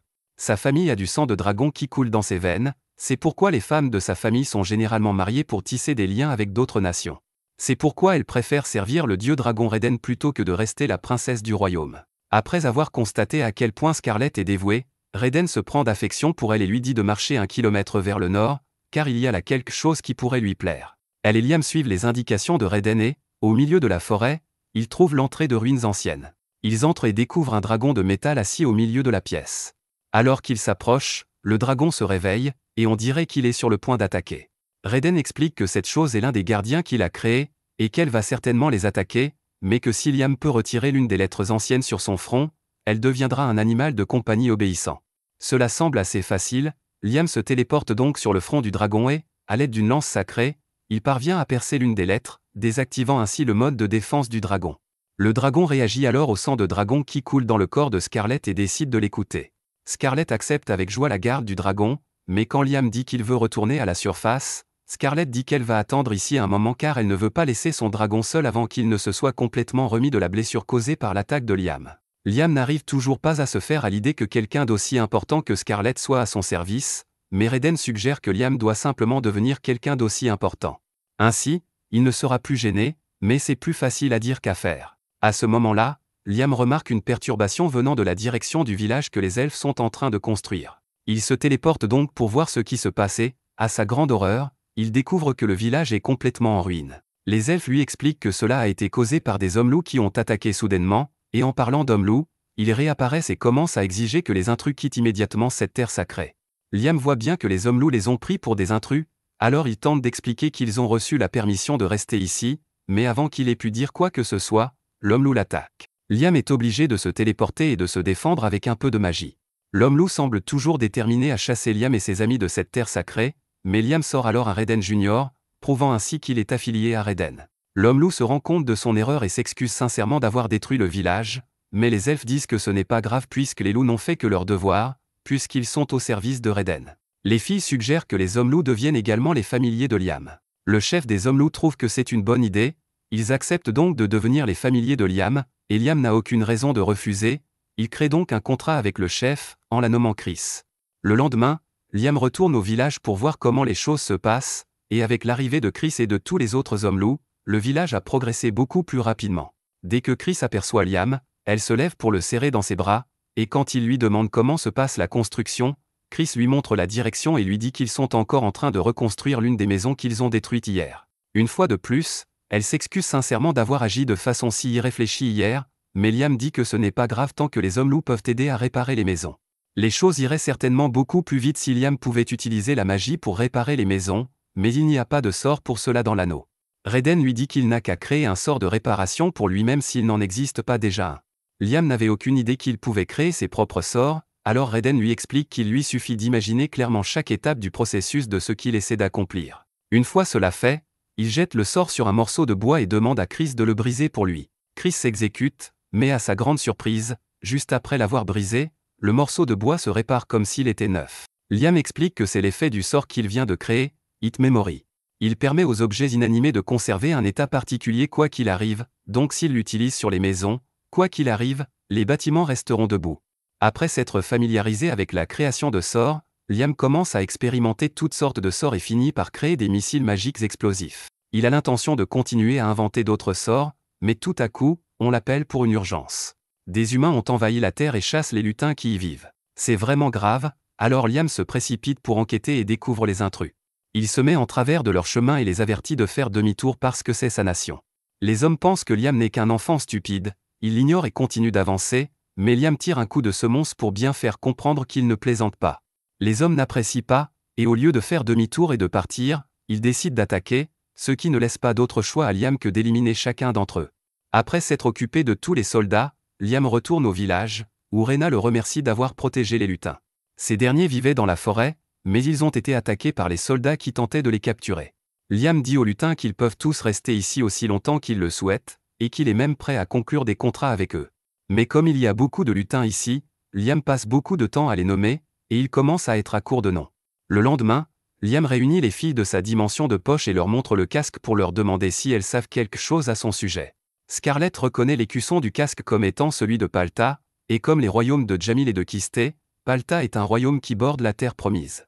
Cela signifie que les hommes qui ont attaqué hier étaient probablement des éclaireurs de Palta, et si c'est le cas, les éclaireurs de Jamil et de Kisté finiront par se manifester à leur tour. Les trois nations étaient autrefois séparées par la vallée, mais maintenant que la barrière d'illusion de Raiden n'est plus en place, elles doivent essayer de revendiquer le territoire pour elles-mêmes. Scarlett pense que le seul moyen d'empêcher définitivement quiconque de s'emparer des terres promises est que Liam forme une nation ici, et Liam est d'accord. Scarlett commence donc à dresser la liste des choses dont il aura besoin pour former une nation, il lui faut des terres, des gens et du pouvoir, et Liam a manifestement déjà des terres. Pour ce qui est des gens, la popularité de Liam se répandant, les gens afflueront naturellement à ses côtés, il n'a donc pas à s'en préoccuper. La seule chose qui reste à considérer est la puissance militaire. Liam est peut-être fort tout seul, mais il a besoin d'une force de défense suffisamment puissante pour protéger le pays même s'il n'est pas là. Chris se porte donc volontaire pour protéger la terre promise et jure qu'elle tuera quiconque tentera de l'attaquer. Liam n'apprécie pas la violence de sa déclaration, mais les hommes loups sont bien adaptés au combat, et il décide donc de lui confier la sécurité. Scarlett explique à Liam qu'il n'a qu'à continuer à construire son village tout en démontrant sa puissance en repoussant les envahisseurs ennemis, et tôt ou tard, les nations environnantes se rendront compte qu'il serait bien plus avantageux de s'allier avec lui. Tout le monde est d'accord sur ce plan d'action, mais dès le lendemain, les choses ont progressé bien plus vite que Liam ne le pensait. Il est accueilli par un homme nommé Leonardo, qui se présente comme un noble du royaume de Jamil, envoyé ici par le roi de Jamil pour rencontrer Liam. Il explique que le royaume de Jamil ne veut pas se battre avec lui, et qu'il est donc ici dans l'espoir de former une alliance. Si Liam accepte, le roi de Jamil est prêt à lui offrir la main de la princesse Scarlett. Liam est un peu méfiant, car il n'a encore rien fait qui justifie une telle offre. D'après les actions précédentes de Scarlett, Jamil doit avoir compris que ces terres ont un rapport avec le dieu dragon, et il est donc possible qu'ils essaient de se mettre dans son camp pour cette raison. Il crée donc un sort de télépathie sur place et commence à parler à Scarlett pour lui demander si elle pense que c'est une bonne idée d'accepter leur offre. Scarlett lui dit qu'ils devraient accepter, car s'ils se mariaient tous les deux, cela leur donnerait au moins une demi-année de temps pour développer leur nation. Liam suit son conseil et dit à Leonardo qu'il serait honoré d'épouser la princesse Scarlett. Cependant, il souhaite repousser le mariage d'1 an afin de pouvoir développer pleinement sa nation et en faire quelque chose de digne de la famille royale. Leonardo dit qu'il comprend et part transmettre la déclaration de Liam au roi. Maintenant que tout est réglé, Liam décide de visiter le manoir de la princesse Scarlett dans la capitale royale. Mais le voyage est très long, alors il demande à Scarlett d'escorter son clone, et une fois que le clone est arrivé, il téléporte le vrai Liam sur place.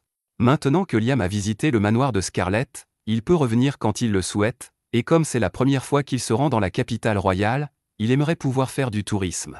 Mais comme il est maintenant le souverain d'une autre nation, Liam doit rester discret pendant son séjour. Scarlett l'invitait à entrer pour prendre un thé, mais avant que Liam n'entre, il sent une partie de l'énergie de Raiden irradier de cet endroit, alors il demande à Scarlett s'il y a quelque chose à l'intérieur qui pourrait remonter à Raiden. En effet, il y a quelque chose qui correspond à cette description, et Scarlett conduit Liam à la cathédrale de son manoir, où une statue de Raiden a été conservée.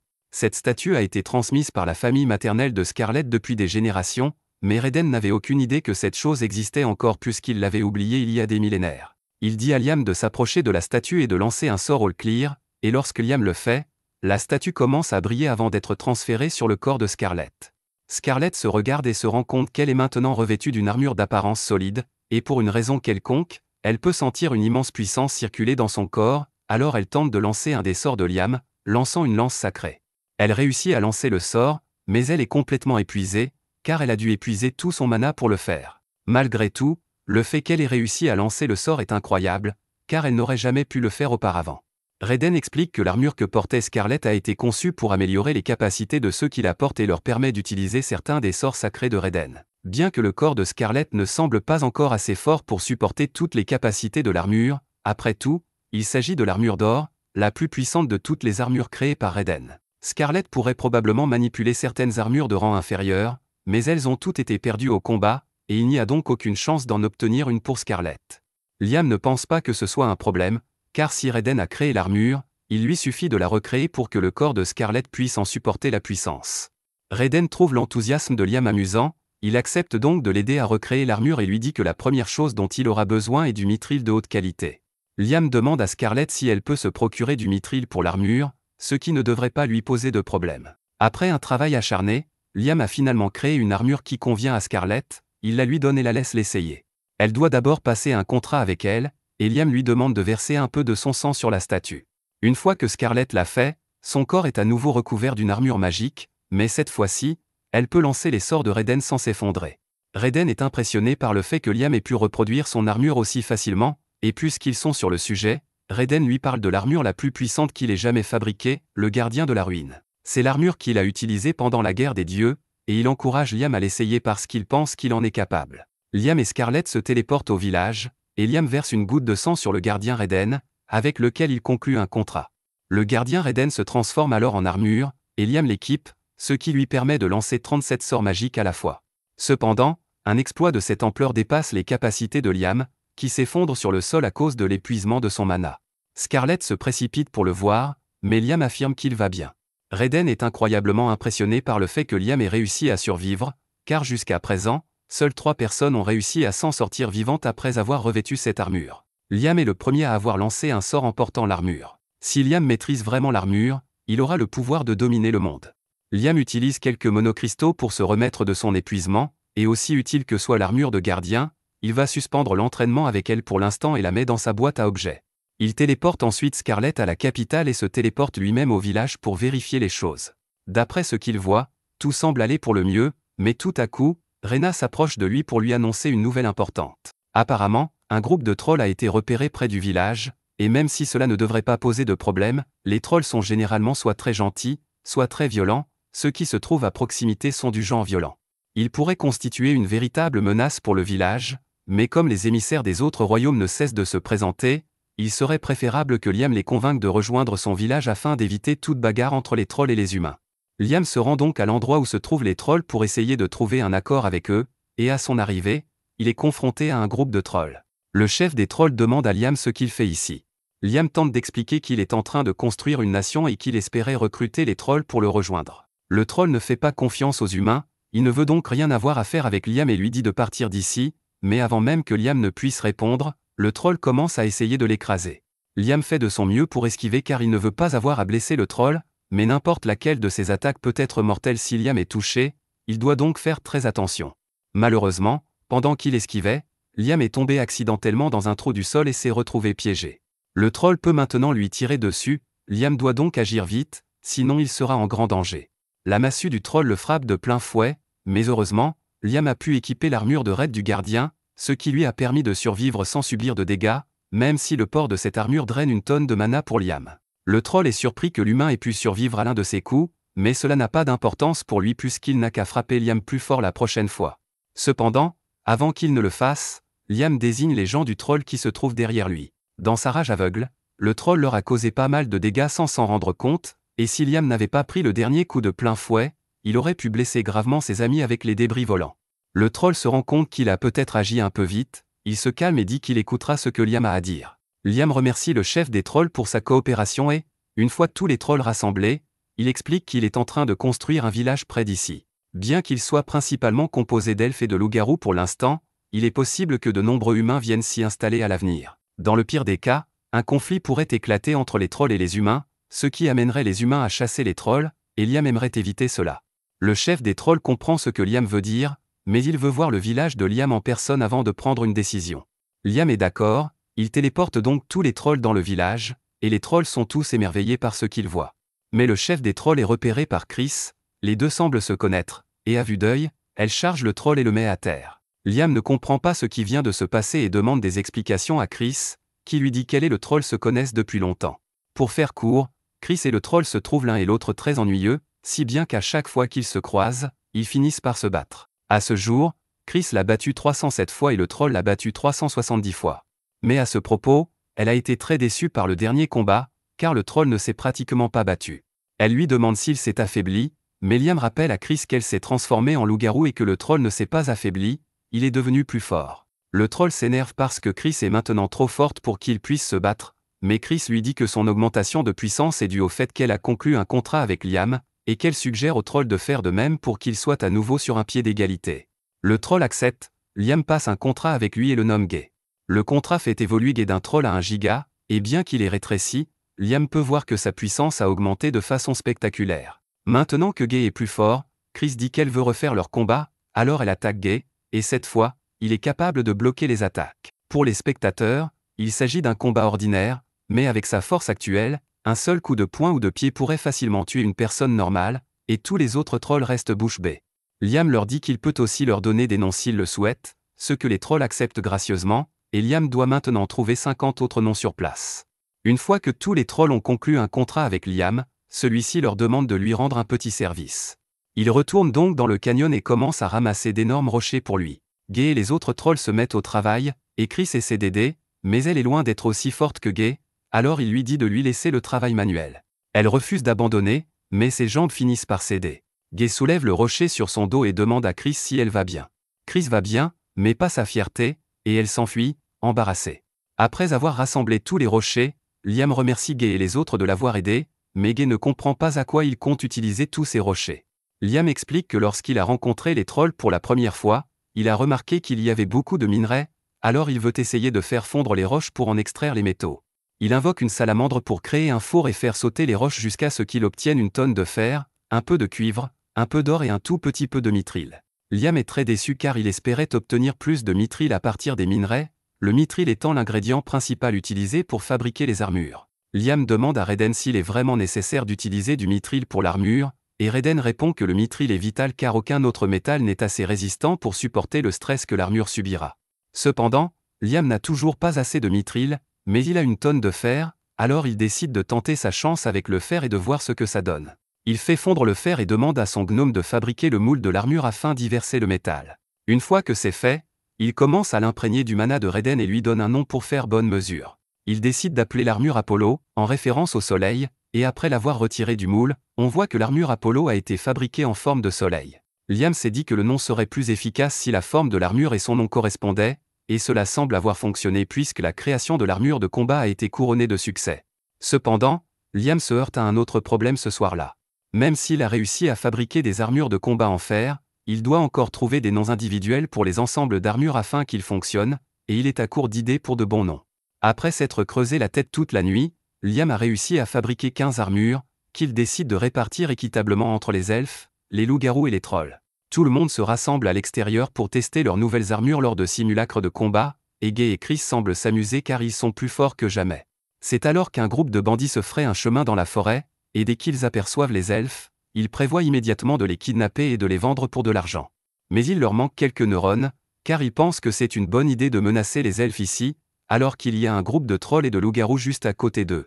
Le chef des bandits déclare qu'il emmènera les elfes avec lui, et que tant qu'ils coopéreront, il n'aura pas à leur faire de mal. Liam pense qu'il devrait faire quelque chose, mais avant qu'il ne puisse agir, Rena lui dit de les laisser se débrouiller seuls. Elle appelle alors Mina, l'une des elfes les plus faibles, et lui demande de battre ces bandits. Normalement, Mina ne ferait pas de mal à une mouche, mais grâce à l'armure que Liam lui a donnée, elle est capable d'assommer instantanément tous les bandits. Liam est stupéfait par la force que l'armure a conférée à Mina. S'il peut en fabriquer suffisamment pour tous les elfes, ils seront en mesure de se défendre contre toute menace future. Mais cela signifie qu'il va devoir trouver encore plus de noms pour l'armure. Alors que Liam est en pleine réflexion, le chef des bandits parvient à se faufiler derrière lui et tente de prendre Liam en otage, en exigeant que tout le monde l'écoute s'il ne veut pas que Liam meure. Cependant, personne ne réagit parce qu'ils savent que le bandit ne peut pas blesser Liam, et une seconde plus tard, Liam le frappe avec un missile puissant directement au menton. Les autres bandits réalisent enfin qu'ils ne sont pas de taille à affronter Liam après avoir vu leur chef se faire plonger dans le coma par un uppercut, et il s'enfuit donc de la forêt. Cette nuit-là, Liam se rend dans sa dimension de poche, car il doit y faire quelque chose. Il convoque un groupe d'esprits de l'eau et leur dit qu'il a recueilli beaucoup d'eau de mer et qu'il aimerait qu'ils séparent le sel de l'eau pour que les habitants du village puissent l'utiliser. Les esprits de l'eau acceptent d'aider, Liam commence donc à déverser l'eau salée et les esprits de l'eau commencent à la purifier. Cependant, l'un des esprits des eaux s'approche de Liam parce qu'elle a quelque chose à lui dire. Liam ne la reconnaît pas tout de suite, mais elle lui explique qu'elle a été le premier esprit de l'eau avec lequel Liam a passé un contrat, et qu'elle veut lui exprimer sa gratitude parce qu'elle a pu faire beaucoup plus de choses depuis qu'elle a évolué grâce à lui. Elle apprend même à posséder des objets physiques, bien que le monarque des esprits n'aime pas que les esprits interfèrent trop avec le monde physique. Liam est intrigué par l'existence d'un monarque des esprits, mais il est encore plus intéressé par le fait que l'esprit de l'eau puisse posséder des objets. À partir du niveau intermédiaire, un esprit peut posséder des objets, et l'équipement possédé par un esprit est connu pour être particulièrement puissant, alors Liam a une bonne idée. Il demande à l'esprit de l'eau si elle veut bien l'aider à faire une petite expérience, et elle répond qu'elle est plus qu'heureuse de l'aider. Tout d'abord, Liam nomme l'esprit de l'eau 0 pour lui donner un avantage supplémentaire, et après avoir créé une armure de combat en forme d'esprit de l'eau, il l'a fait posséder par 0. Il réussit à créer une armure de combat possédée, il fait donc la même chose avec les esprits du feu et de la terre et donne les 3 armures à Rena, Chris et Gay. Cela augmente considérablement leur pouvoir et ils sont tous impatients d'utiliser leur force pour servir Liam. Mais si Liam ne fait cela que pour s'assurer de pouvoir protéger sa nation, il a déjà amassé suffisamment de puissance militaire pour prendre le contrôle de toutes les nations environnantes s'il le souhaite, et il n'a pas l'intention de ralentir de sitôt, car la poursuite de la magie est tout ce qui compte pour Liam. Maintenant que les affaires du royaume de Liam sont en grande partie réglées, Liam décide de rentrer chez lui pour la première fois depuis un moment. Lorsqu'il arrive à la guilde, il est accueilli par Jody et Asuna, qui sont assez contrariés parce qu'il a disparu pendant des semaines sans rien dire. Liam s'excuse, mais il avait beaucoup de choses à gérer, alors il a oublié de les prévenir. Asuna lui dit de ne pas s'inquiéter, car ce n'est pas si grave, et surtout, elle veut simplement qu'il leur donne leur argent. Liam ne comprend pas de quoi il parle au début, alors Jody lui rappelle qu'il lui avait demandé de garder de l'argent pour eux il y a quelque temps. Lorsque la princesse Scarlett a versé à Liam son argent de silence, il a organisé une réunion avec Jody et Asuna pour leur en parler. Il voulait également leur donner leur part de l'argent, qui se trouvait dans un grand coffre rempli de pièces d'or. Asuna et Jody hésitent à accepter l'argent de silence, car elles ne pourraient de toute façon en parler à personne, même si elles le voulaient, puisque Liam pourrait simplement leur ordonner de garder le secret. Mais Liam ne veut pas donner d'ordre, alors il leur dit de prendre l'argent. Asuna et Jody finissent par accepter, mais il ne serait pas prudent pour elles de garder autant de pièces d'or sur elles, alors elles ont demandé à Liam de le garder pour elles jusqu'à ce qu'elles en aient besoin. Et maintenant, elles ont besoin de cet argent. Liam accepte de le leur donner, mais il est curieux de savoir ce qu'elles pourraient bien vouloir faire avec tout cet argent. Aucune des deux ne dit rien, mais quelques minutes plus tard, elles emmènent Liam dans une boutique de grimoire et lui en achètent un en cadeau. Liam jette un coup d'œil au grimoire et, après avoir réalisé qu'il n'avait jamais rencontré ce sort auparavant, il remercie Asuna et Jody pour leur attention. Ensuite, les trois retournent à la guilde pour discuter, et ils découvrent que Liam a récemment été occupé à construire une nation. Cela explique pourquoi il a été absent si longtemps, mais maintenant, Liam leur demande ce qu'elles veulent faire. Elles ont le choix de rejoindre la nation de Liam ou de rester en ville et de continuer à chasser, mais la décision n'est pas difficile à prendre car elles veulent aller partout où Liam va. Liam est ravi de l'entendre, mais ils ne peuvent pas encore retourner dans sa nation car il veut essayer le grimoire qu'elles lui ont offert pour le maîtriser. Il utilise le grimoire pour lancer le sort de la boîte à poussière, et pour accélérer sa maîtrise, il le lance encore et encore rapidement jusqu'à ce qu'il puisse le faire parfaitement sans aucun délai. Jody et Asuna sont surprises qu'il ait pu maîtriser le sort si facilement, mais à part cela, elles ne savent pas vraiment à quoi sert ce sort. Liam explique que le sort s'appelle boîte à poussière et qu'il est assez similaire à une boîte à objets, car on peut y mettre des choses, mais il y a une différence clé. Liam prend un morceau de poisson et le place dans la boîte à poussière pendant 1 minute, et après l'avoir sorti, le poisson est complètement pourri. Asuna et Jody sont émerveillées, alors elle lui demande si le sort est utile, mais honnêtement, Liam ne voit pas l'utilité d'un sort qui fait vieillir les choses rapidement. C'est alors qu'il aperçoit une serveuse avec du vin, et il a une idée géniale. Il part en courant et revient 1 heure plus tard avec une bouteille de jus de raisin fraîchement pressé. Son idée est que s'il ajoute de la levure au jus de raisin et le place dans la boîte à poussière pendant un certain temps, il pourra faire du vin. Ils essaient et laissent le jus de raisin dans la boîte à poussière de Liam pendant 5 minutes, et après l'avoir sorti, le jus est devenu un vin de haute qualité. Pouvoir produire du vin en si peu de temps est incroyable, mais cela s'applique aussi à d'autres choses.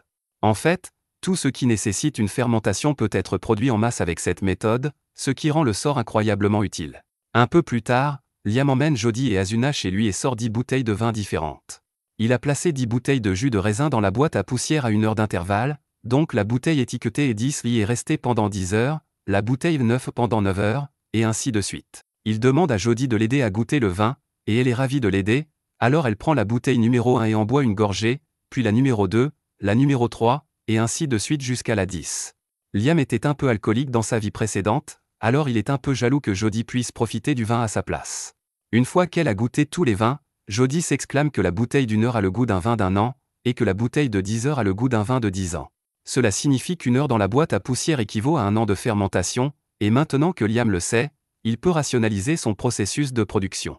Asuna est jalouse que Jody soit la seule à goûter le vin, mais Jody a techniquement 40 ans, tandis que Liam et Asuna sont encore trop jeunes. Maintenant que Liam a terminé son expérience, il emmène Jody et Asuna dans sa nation et les présente à tout le monde. Tout le monde les accepte immédiatement, et pour célébrer leur arrivée, les villageois organisent un festin en l'honneur d'Asuna et Jody.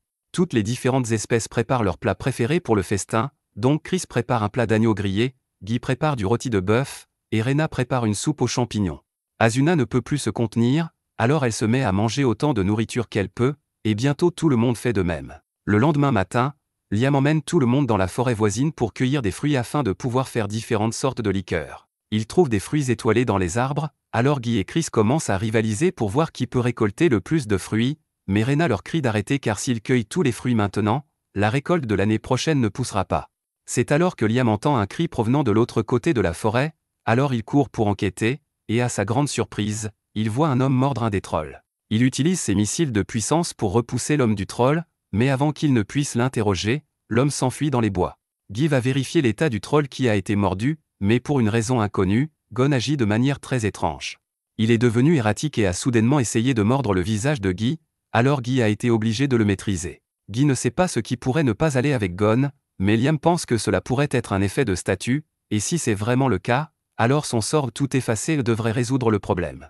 Liam lance le sort pour effacer tous les effets de statue sur Gon, et heureusement, cela le ramène à la normale et l'endort, mais Liam ne sait toujours pas ce qui a causé cela au départ. Jody a déjà vu une condition similaire, alors elle dit à Liam qu'elle pense que Gon pourrait avoir été infecté par un vampire. En mordant les gens, les vampires peuvent transformer les autres en vampires pour qu'ils agissent comme leurs serviteurs. Normalement, rien ne peut être fait pour aider quelqu'un qui a été mordu, mais Liam a pu guérir Gon presque instantanément, ce qui est miraculeux. Mais les vampires se transforment généralement en poussière à la lumière du soleil, donc puisque cet homme allait bien, un Dracula doit être impliqué. Un Dracula est une variante mutante de vampire qui naît une fois tous les siècles, et sous le pouvoir d'un Dracula, les autres vampires deviennent plus forts, ce qui leur permet de survivre à la lumière du soleil. Si c'est vraiment un Dracula, alors ils ont un gros problème sur les bras, alors Liam prévoit d'enquêter pour pouvoir prendre des contre-mesures adéquates. Liam envoie un éclaireur pour chercher des traces du Dracula, mais lorsque l'éclaireur revient, il dit qu'il a de mauvaises nouvelles. Il a trouvé les vampires à 10 km au nord, mais ils sont plus de 10 000, et ils se rapprochent rapidement. Le village est largement dépassé en nombre, alors les villageois commencent à s'inquiéter. Il y a tellement de vampires parce que les habitants de cette terre ont tous été transformés, y compris tous les ors, gobelins et autres espèces. Le fait que tous les vampires puissent se déplacer pendant la journée signifie qu'il doit y avoir un Dracula particulièrement puissant derrière tout cela. Les vampires sont normalement assez calmes et vivent tranquillement, mais sous le contrôle de ce Dracula, ils sont devenus violents et destructeurs, alors Guy dit qu'ils doivent les arrêter avant qu'ils ne fassent plus de dégâts. Cependant, Jody et Asuna pensent qu'il est trop risqué d'affronter les vampires de front. Il est vrai qu'ils sont tous très puissants, mais si l'un d'entre eux est mordu ne serait-ce qu'une fois, il sera infecté et rejoindra l'armée des vampires. Liam est d'accord, mais il veut quand même faire ce qu'il peut pour arrêter les vampires, alors il dit à tout le monde d'évacuer les villages voisins pour qu'ils ne soient pas submergés par la horde de vampires. Malheureusement, aucun des villages environnants n'a pris leur avertissement au sérieux car les vampires ne sont généralement pas une grande menace. Puis, peu de temps après, les vampires ont attaqué un village ORC, et bien que les ors aient bien combattu, ils ont été rapidement submergés, donc tous les ors sont maintenant des vampires. Et encore une chose, pendant que l'éclaireur observait tout cela, un vampire différent des autres est apparu. Tous les autres vampires se sont agenouillés devant lui, puis il a fait quelque chose pour ressusciter tous les vampires qui étaient morts pendant la bataille avec les ors. Liam ne doute pas que le vampire que l'éclaireur a vu était en fait le Dracula.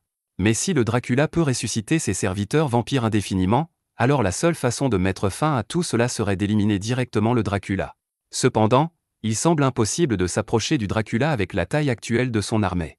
Heureusement, Liam a élaboré un plan parfait pour vaincre le Dracula, alors il rassemble les chefs de tribu ainsi qu'Asuna et Jody pour obtenir de l'aide. Les 5 finissent par affronter les vampires dans une vallée, mais juste avant que les vampires ne les atteignent, ils enfilent tous l'armure que Liam a fabriquée pour eux, et ils commencent tous à tailler les vampires en pièces.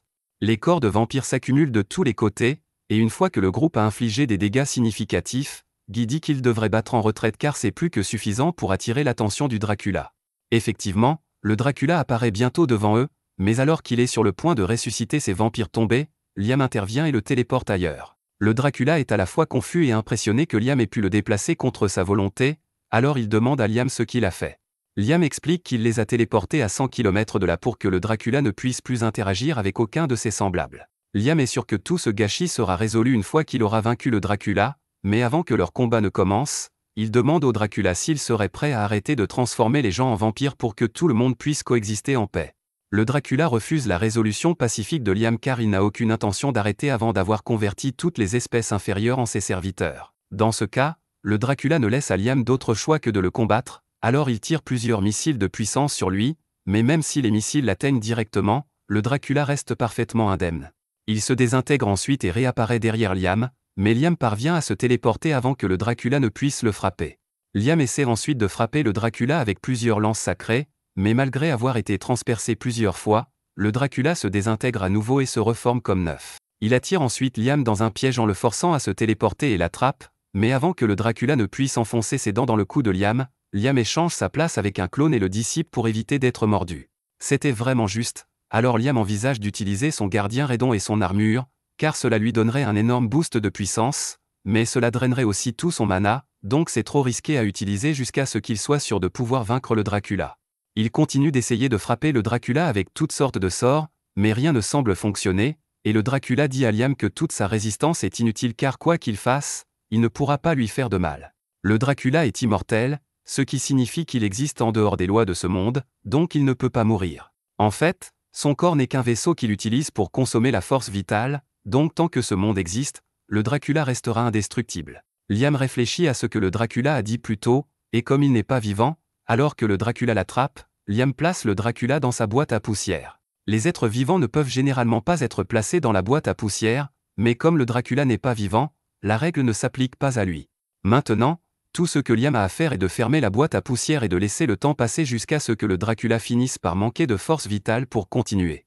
Liam finit par rester là pendant 10 heures, ce qui signifie que 10 ans se sont écoulés pour le Dracula, et finalement, soit il a manqué de force vitale, soit il s'est tellement ennuyé qu'il est entré dans un état d'animation suspendu, donc Liam a réussi à vaincre le Dracula. Maintenant que son travail est terminé, il retourne vers le canyon pour voir comment les autres se portent. En se téléportant, il est accueilli par Asuna et Jody, qui sont ravis de le voir sain et sauf. Elle suppose que Liam a réussi à vaincre Dracula d'une manière ou d'une autre, et puisque Dracula a disparu, il pense que toutes les victimes devraient être libérées. Malheureusement, elles commencent toutes à se consumer. Une fois devenus vampires, leur corps était maintenu par la magie de Dracula, donc maintenant que Dracula est en dormance, elles sont sur le point de disparaître. Liam ne veut pas laisser toutes ces personnes mourir, alors il réfléchit intensément pour trouver un moyen de les sauver.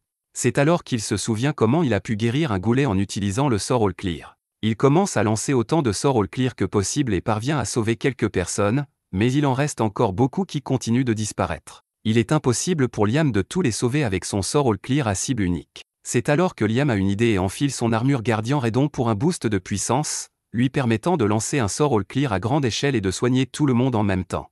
Le canyon entier est baigné d'une lumière sacrée, et une fois que tout s'est calmé, tous les vampires sont redevenus normaux. Peu après, Liam s'évanouit à cause de l'épuisement de sa mana. Liam finit par se réveiller 1 heure plus tard, et tout le monde est soulagé de le voir en bonne santé. Liam demande comment se portent les vampires, mais il semble qu'il n'ait pas à s'inquiéter car ils sont tous en bon état maintenant.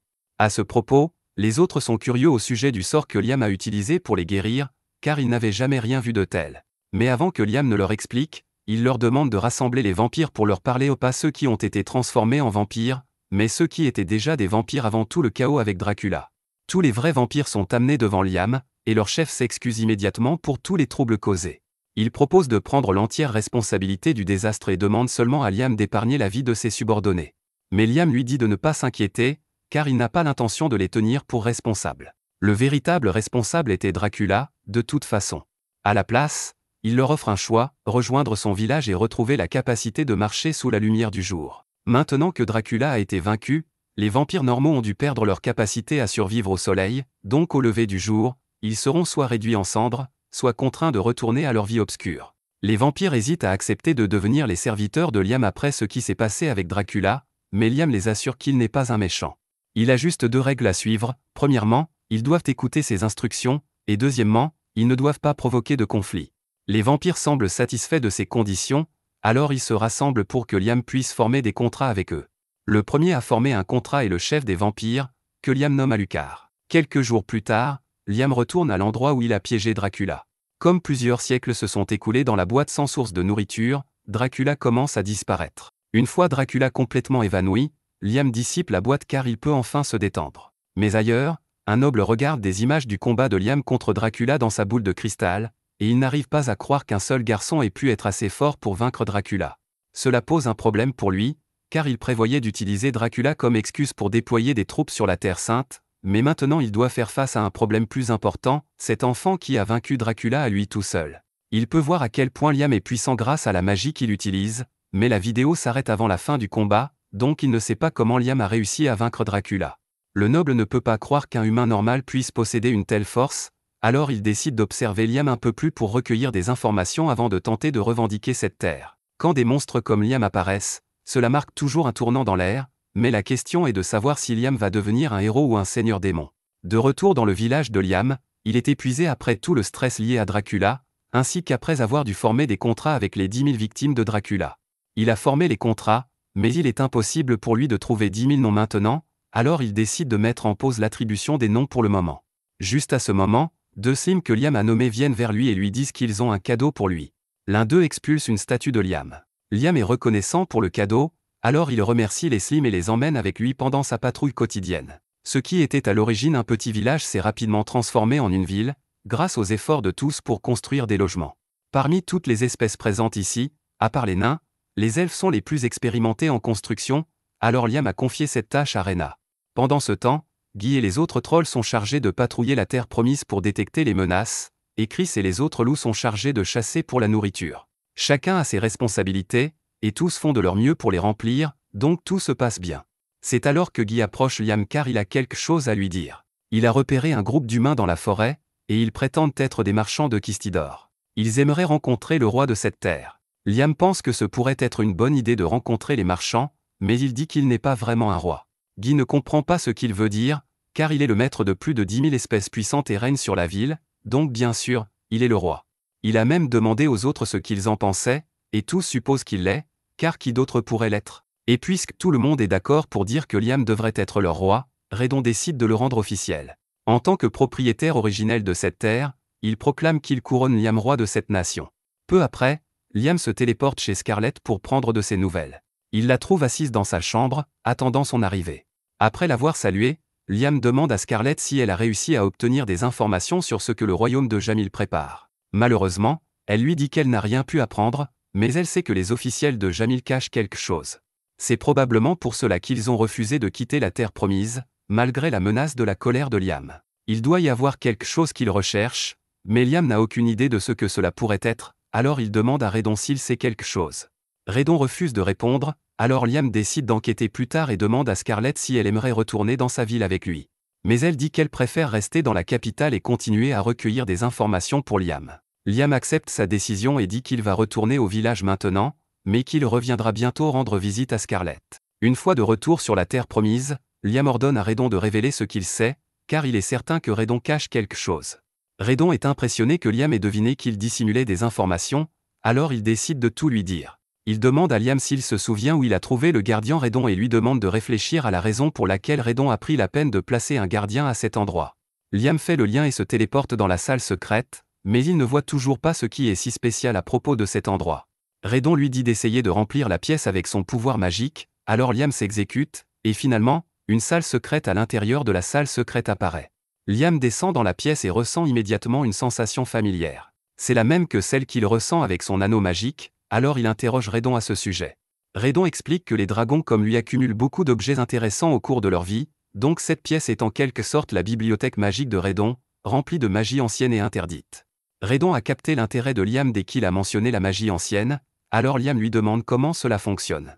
Redon lui dit que la pièce elle-même contient de la magie, et en fonction du pouvoir magique de Liam, de plus en plus de sorts lui deviendront accessibles. Il encourage Liam à essayer d'apprendre un sort ancien, alors Liam commence à absorber les connaissances du mur, mais lorsqu'il essaie d'activer le sort, plusieurs bulles apparaissent soudainement devant lui. Redon lui explique que c'est un mécanisme de défense de la salle secrète, donc jusqu'à ce que Liam réussisse à résoudre l'énigme, ces bulles continueront d'apparaître chaque fois qu'il essaiera de lancer son sort. La seule façon de terminer le test est de faire éclater continuellement les bulles jusqu'à atteindre une limite, alors il encourage Liam à faire de son mieux, même si cela prend des semaines. Cependant, Liam a une méthode plus rapide en tête. Il crée un clone de lui-même, et tous deux commencent à lancer autant de sorts de feu que possible pour détruire les bulles. Après seulement 1 heure, Liam réussit à terminer le jeu et à accéder au sort ancien. Maintenant qu'il a maîtrisé le sort, il décide de le tester avec son clone. Il fait en sorte que le clone lance une boîte à objets et laisse tomber un rocher sur lui. Mais avant que le rocher ne touche Liam, il utilise le sort ancien qu'il vient d'apprendre pour lancer un bouclier de force absolue, et lorsque le rocher entre en collision avec le bouclier, les deux se désintègrent. Le bouclier de force absolue est un sort qui peut bloquer complètement tous les dégâts d'une seule attaque physique. C'est un sort incroyable, mais il a ses limites, il ne peut pas bloquer les attaques magiques, et si 2 attaques physiques sont lancées en même temps, le bouclier ne peut pas bloquer la seconde. Mais même si le bouclier ne bloque qu'une seule attaque, Liam peut simplement le lancer plusieurs fois, le rendant pratiquement invincible contre les attaques physiques. Il existe aussi un sort appelé bouclier magique absolu, mais il se trouve au 2e étage du repère de Redon, donc Liam va devoir travailler dur pour augmenter son pouvoir magique et briser le second sceau. Liam y réfléchit un instant, et puisqu'il sait déjà comment utiliser le bouclier de force absolue, il est presque sûr qu'il peut créer le bouclier magique absolu lui-même sans avoir à utiliser la bibliothèque de Redon. Il commence à lancer le bouclier de force absolue, mais cette fois, il cible la négation des dégâts magiques. Il teste ensuite le sort dans son imagination jusqu'à ce qu'il parvienne à recréer parfaitement le bouclier magique absolu. Redon est tellement stupéfait qu'il ne sait pas quoi dire, car Liam a réussi à créer de la magie ancienne par lui-même après seulement 2 minutes d'utilisation. Depuis des siècles que Redon a créé sa bibliothèque, personne n'a jamais réussi à briser le premier sceau pour y accéder, mais non seulement Liam l'a fait, mais il a aussi créé de la magie ancienne rien qu'avec son intuition. Liam teste ensuite le nouveau bouclier magique avec son clone. Il fait en sorte que son clone lui lance plusieurs missiles puissants, qu'il bloque tous avec son bouclier magique. Cela semble fonctionner parfaitement, car Liam ne subit aucun dégât, donc il est satisfait du résultat. Il ne reste plus qu'une chose à faire, Liam entre dans sa dimension de poche et utilise un esprit des ténèbres pour la plonger dans l'obscurité totale. Redon est perplexe et lui demande ce qu'il fait, alors Liam explique qu'il veut s'habituer à ressentir la présence de la magie. De cette façon, Liam saura toujours si une attaque sera physique ou magique, ce qui lui permettra de toujours avoir le bon bouclier prêt. Redon lui demande pourquoi il se donne cette peine, car il pourrait techniquement lancer à la fois le bouclier de force et le bouclier magique en même temps, mais ce serait inefficace, et Liam aime trop la magie pour se contenter d'une solution médiocre. Le village de Liam est devenu assez grand maintenant, et un jour, alors qu'il se promène dans la ville, Asuna arrive en courant vers lui car une affaire nécessite son attention. Elle lui dit de se rendre au point de rendez-vous 17, alors Liam s'y téléporte et trouve Guy et les autres trolls debout à côté d'une ligne de soldats humains. Liam demande « Qu'est-ce qui se passe ici ?» et Guy explique que ces messieurs sont ici au nom de la principauté de Palta et souhaitent avoir une audience avec Liam. Liam accepte de les rencontrer et demande qui est le chef du groupe. Un homme nommé X-Blast s'avance alors. Il explique à Liam qu'il est ici au nom du roi de Palta et que, pour faire simple, son objectif est que Liam épouse la princesse Flora. Il sait que Liam est déjà fiancé à la princesse Scarlett, mais ils ne se sont pas encore mariés, et le mariage n'aura pas lieu avant un certain temps. X-Blast fait signe à la princesse Flora de sortir de la voiture et dit à Liam qu'il peut se marier avec elle immédiatement. Liam a du mal à croire que Palta soit prêt à marier sa princesse en un seul jour, mais il ne veut pas prendre de décision pour l'instant, alors il les invite simplement à entrer dans la ville. X-Blast remercie Liam d'avoir accepté son offre, mais à ce moment-là, Liam sent quelque chose d'incroyablement dangereux se diriger vers lui. Il lève immédiatement un bouclier magique, et quelques secondes plus tard, il est frappé par une explosion de feu d'une puissance incroyable. Cela laisse un énorme cratère dans le sol, et si Liam avait réagi plus lentement, la princesse Flora aurait été réduite en un morceau de chair carbonisée. Il ne sait pas qui a pu faire cela, mais Raiden lui dit que X-Blast pourrait être impliqué, car il a mystérieusement disparu. Même si c'est le cas, Liam ne comprend pas pourquoi X-Blast aurait intentionnellement mis la princesse Flora en danger, alors il décide d'aller demander à Scarlet si elle sait quelque chose. Il se téléporte au manoir de Scarlet, et quelques minutes plus tard, il revient sur les lieux de l'explosion pour lui montrer ce qui s'est passé. Il lui explique qu'un homme nommé X-Blast, de la principauté de Palta, était là pour le convaincre d'épouser la princesse Flora, mais au moment où Liam a accepté de la rencontrer, un énorme élémentaire de feu est apparu à côté de Flora et l'a presque réduite en cendres. Scarlet est un peu confuse car elle n'a jamais entendu parler d'une noble nommée Flora, mais elle connaît X-Blast et sait qu'il est plutôt louche. Il est probable que X-Blast cherchait simplement une excuse pour provoquer Liam en amenant une princesse dans son royaume sous prétexte de tisser des liens, puis qu'il comptait tuer Flora et rejeter la faute sur Liam pour justifier une guerre. En parlant de Flora, Scarlet vient de se rappeler où elle l'a déjà vue, mais pour en être sûre, elle s'approche de son corps pour examiner sa poitrine. Après un examen attentif, Scarlet confirme qu'elle reconnaît bien C.W.D., car ils appartiennent à l'enfant illégitime du roi de Palta. À ce moment-là, Flora se réveille, et au début, elle pense qu'elle est morte dans l'attaque de feu, mais elle voit Liam, qui lui dit qu'il l'a sauvée de l'explosion. Flora se lève immédiatement et lui dit de rester loin d'elle car elle ne veut pas qu'il soit blessé. Liam lui répond qu'elle n'a pas à s'inquiéter car il peut contrer tous les sorts que X-Blast pourrait lancer pour lui nuire. Cependant, Flora lui explique que ce n'est pas un sort, mais une malédiction. X-Blast l'a placée sur elle pour s'assurer qu'elle mourrait quoi qu'il arrive, alors elle supplie Liam de s'éloigner avant qu'il ne soit pris dans la malédiction. Mais Liam sourit, s'approche d'elle et utilise All Clear pour effacer la malédiction. Flora ne peut pas croire que la malédiction a vraiment disparu, car X-Blast lui avait dit qu'il était impossible de l'enlever, mais Scarlet la rassure en disant qu'aucune malédiction ne résiste au pouvoir de Liam. Flora est soulagée de ne pas devoir mourir, mais Liam est curieux et lui demande de quel type de malédiction il s'agissait. Flora lui explique que la malédiction devait la transformer en un monstre obéissant aux ordres de X-Blast, et d'après ce qu'elle dit, Raiden pense que X-Blast a dû utiliser du liquide de Ghoul. Flora remarque que Liam parle tout seul et lui demande ce qu'il se passe, et Scarlet lui explique qu'il parle au dieu dragon en lui. Raiden dit à Liam que le liquide de Ghoul est un objet maudit dont les effets sont similaires à ceux des Dracula, ce qui signifie que la principauté de Palta est probablement aussi derrière la récente apparition des Dracula. Flora demande à Liam ce qu'il compte faire d'elle maintenant, et comme Liam ne peut pas lui dire de retourner à Palta après qu'ils ont tenté de la tuer pour déclencher une guerre, il lui propose de rester ici. Liam lui promet de garantir sa sécurité, et Flora est très heureuse de l'entendre, mais pour l'instant, il y a des questions plus urgentes à régler, comme le fait que Palta ait osé monter un tel coup contre lui. Scarlet pense qu'ils doivent démontrer leur puissance pour que les autres royaumes comprennent qu'il ne faut pas jouer avec le royaume de Liam. Alors Liam demande s'il doit bombarder Palta ou quelque chose du genre, mais Scarlet pense plutôt à une démonstration de puissance impliquant la nation dans son ensemble. D'abord, Liam devrait créer une monnaie, car c'est un indicateur important de la puissance d'un pays. De préférence, il devrait créer des pièces avec des motifs distinctifs qui ne peuvent pas être facilement reproduits, comme celle du royaume de Jamil. Liam comprend l'idée et invoque quelques esprits pour l'aider à fondre et à façonner les pièces. En quelques minutes, les pièces d'argent de Liam sont créées, et Scarlet est impressionnée par la pureté de l'argent et la clarté du design. Ensuite, il y a les pièces de cuivre, mais elle explique à Liam qu'il ne peut pas les fabriquer en cuivre pur, car cela rendrait le métal de la pièce plus précieux que la pièce elle-même. La plupart des pays contournent ce problème en fabriquant leurs pièces de cuivre avec un mélange de cuivre et d'étain, qui est moins précieux. Mais plus le pourcentage de cuivre est faible, plus il est difficile d'imprimer des détails fins sur les pièces, donc les pièces de cuivre contiennent généralement 65% de cuivre. Liam comprend et décide d'essayer, entamant le processus de fabrication des pièces de cuivre. Non seulement ces pièces ont des détails parfaits, mais elles ne contiennent que 50% de cuivre, ce qui prouve encore une fois l'expertise artisanale de Liam. Comme Liam a produit un bon nombre de ces pièces, Asuna et Jody en prennent quelques-unes pour les montrer au père d'Asuna, qui est marchand, afin qu'il les inspecte. Après examen, il est totalement stupéfait par la qualité de ces pièces.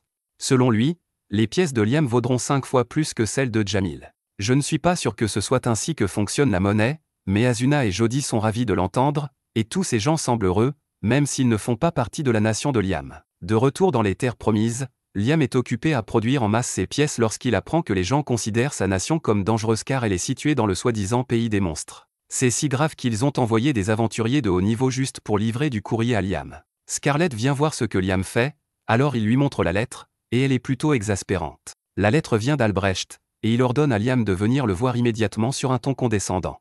Scarlett lui dit qu'il n'a pas à répondre à Albrecht. Après tout, il n'est même pas le chef de la famille Hamilton. Si c'était son père qui faisait la demande, cela mériterait une réponse, mais il n'y a aucune raison de céder aux exigences d'Albrecht après tout ce qu'il a fait.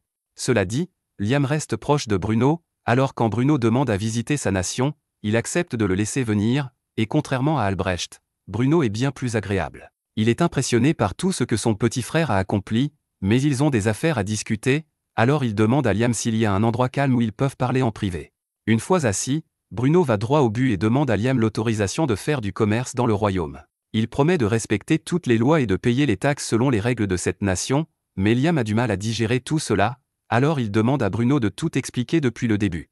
Bruno se calme et explique que la nation de Liam est bordée par les royaumes de Jamil, Kistedor et Palta, et qu'elle est promise à prospérer sous le règne de Liam. Il est donc très probable que cette nation devienne la première route commerciale dans les années à venir. C'est pourquoi il est venu demander à Liam la permission de faire du commerce ici en tant que chef de sa nouvelle famille. Liam est impressionné par la façon dont Bruno a anticipé tout cela, et il suppose qu'Albrecht devait essayer de faire la même chose.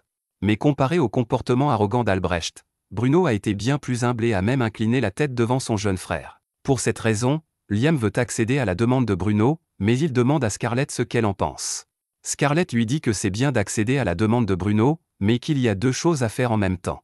Il doit traiter Bruno extrêmement bien en termes de taxes et d'établissement d'une base d'opération dans le royaume, et en même temps, il doit traiter Albrecht et le reste de la famille Hamilton froidement pour leurs demandes impolies.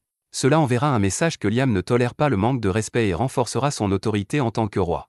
Après que Liam et Bruno ont finalisé les détails de l'accord commercial, Bruno repart, et en partant, Scarlett le complimente pour être un noble si respectueux malgré son jeune âge. C'est probablement le résultat de son ascension au poste de chef d'une famille noble, mais un tel sens des responsabilités ne vient que lorsqu'on travaille pour sa position, contrairement à la plupart des nobles qui héritent de leur titre et deviennent plutôt arrogants. C'est précisément pour cette raison que Reden a instauré la règle selon laquelle tous les nobles perdent leur titre après 3 générations s'ils n'accomplissent rien de nouveau. Liam est surpris d'apprendre que Reden est à l'origine de cette règle, mais elle a vraiment contribué à façonner l'attitude de la noblesse, car ils sont généralement trop occupés à essayer d'accomplir quelque chose pour devenir des prétentieux. Reden dit aussi à Liam qu'il devient un bon roi, car lorsqu'il n'est pas sûr de quelque chose, il demande conseil à Scarlett. C'est un signe de sagesse de reconnaître qu'on a parfois besoin d'aide, et Scarlett est une excellente conseillère car elle est très compétente. Cependant, les démonstrations subtiles de puissance qu'ils ont faites jusqu'à présent ne fonctionnent que si les autres nations sont raisonnablement intelligentes. Par exemple, si un roi d'une nation était comme Albrecht, aucun avertissement ne l'empêcherait d'envahir, donc Liam doit se préparer à cela. Cela signifie que Liam va devoir travailler dur pour renforcer sa magie de combat, mais Reden lui explique qu'il y a un défaut majeur dans la magie, elle peut être supprimée. Pour compenser ce défaut, Liam doit être capable de se renforcer avec sa propre puissance magique, et pour une fois, Reden décide de démontrer en personne. Elle sort du corps de Liam, et il s'avère que Reden est en fait une fille parce que pourquoi pas? Liam est tout aussi surpris d'apprendre que Reden est une fille, mais ce n'est pas le plus important maintenant. Reden montre alors la technique dont elle a parlé plus tôt, en faisant circuler la magie dans le corps sans lancer de sort, on peut considérablement augmenter sa force physique. Liam essaie aussi et réussit du premier coup, sautant haut dans les airs, mais il manque rapidement d'énergie et retombe au sol. Liam est déçu de ne pas avoir réussi à faire la même chose que Reden, mais Reden est honnêtement surprise qu'il ait réussi à utiliser la technique. C'est presque agaçant à quel point Liam apprend vite, car cela ne laisse pas à Reden l'occasion de vraiment lui enseigner quoi que ce soit. Quoi qu'il en soit, puisqu'il sait déjà utiliser la technique, elle lui explique qu'il doit apprendre à limiter la puissance de sortie de sa magie, sinon il va épuiser son énergie trop rapidement. Elle lui montre quelques exercices d'entraînement, et finalement, Liam parvient à limiter la puissance de sortie de sa magie à 10% et 20%, mais il doit encore apprendre à contrôler la puissance dans chaque membre, donc cela va demander beaucoup plus de travail de sa part, et il est vraiment enthousiaste à ce sujet. Reden est surprise que Liam soit si enthousiaste, car elle était sûre qu'il trouverait l'entraînement physique ennuyeux, mais Liam lui explique qu'apprendre à limiter sa puissance de sortie l'aidera aussi dans ses incantations, car cela lui permet de lancer bien plus de sorts que d'habitude. Il est possible que Liam doive un jour affronter quelqu'un capable d'utiliser un bouclier magique absolu, donc il doit améliorer sa capacité à lancer plusieurs sorts à la fois. Il y a aussi une chance que quelqu'un puisse renvoyer sa magie contre lui, Donc il doit s'entraîner à tirer entre les sorts. Raiden est impressionné que Liam ait pensé si loin, mais aussi un peu frustré car elle comptait lui enseigner cela plus tard.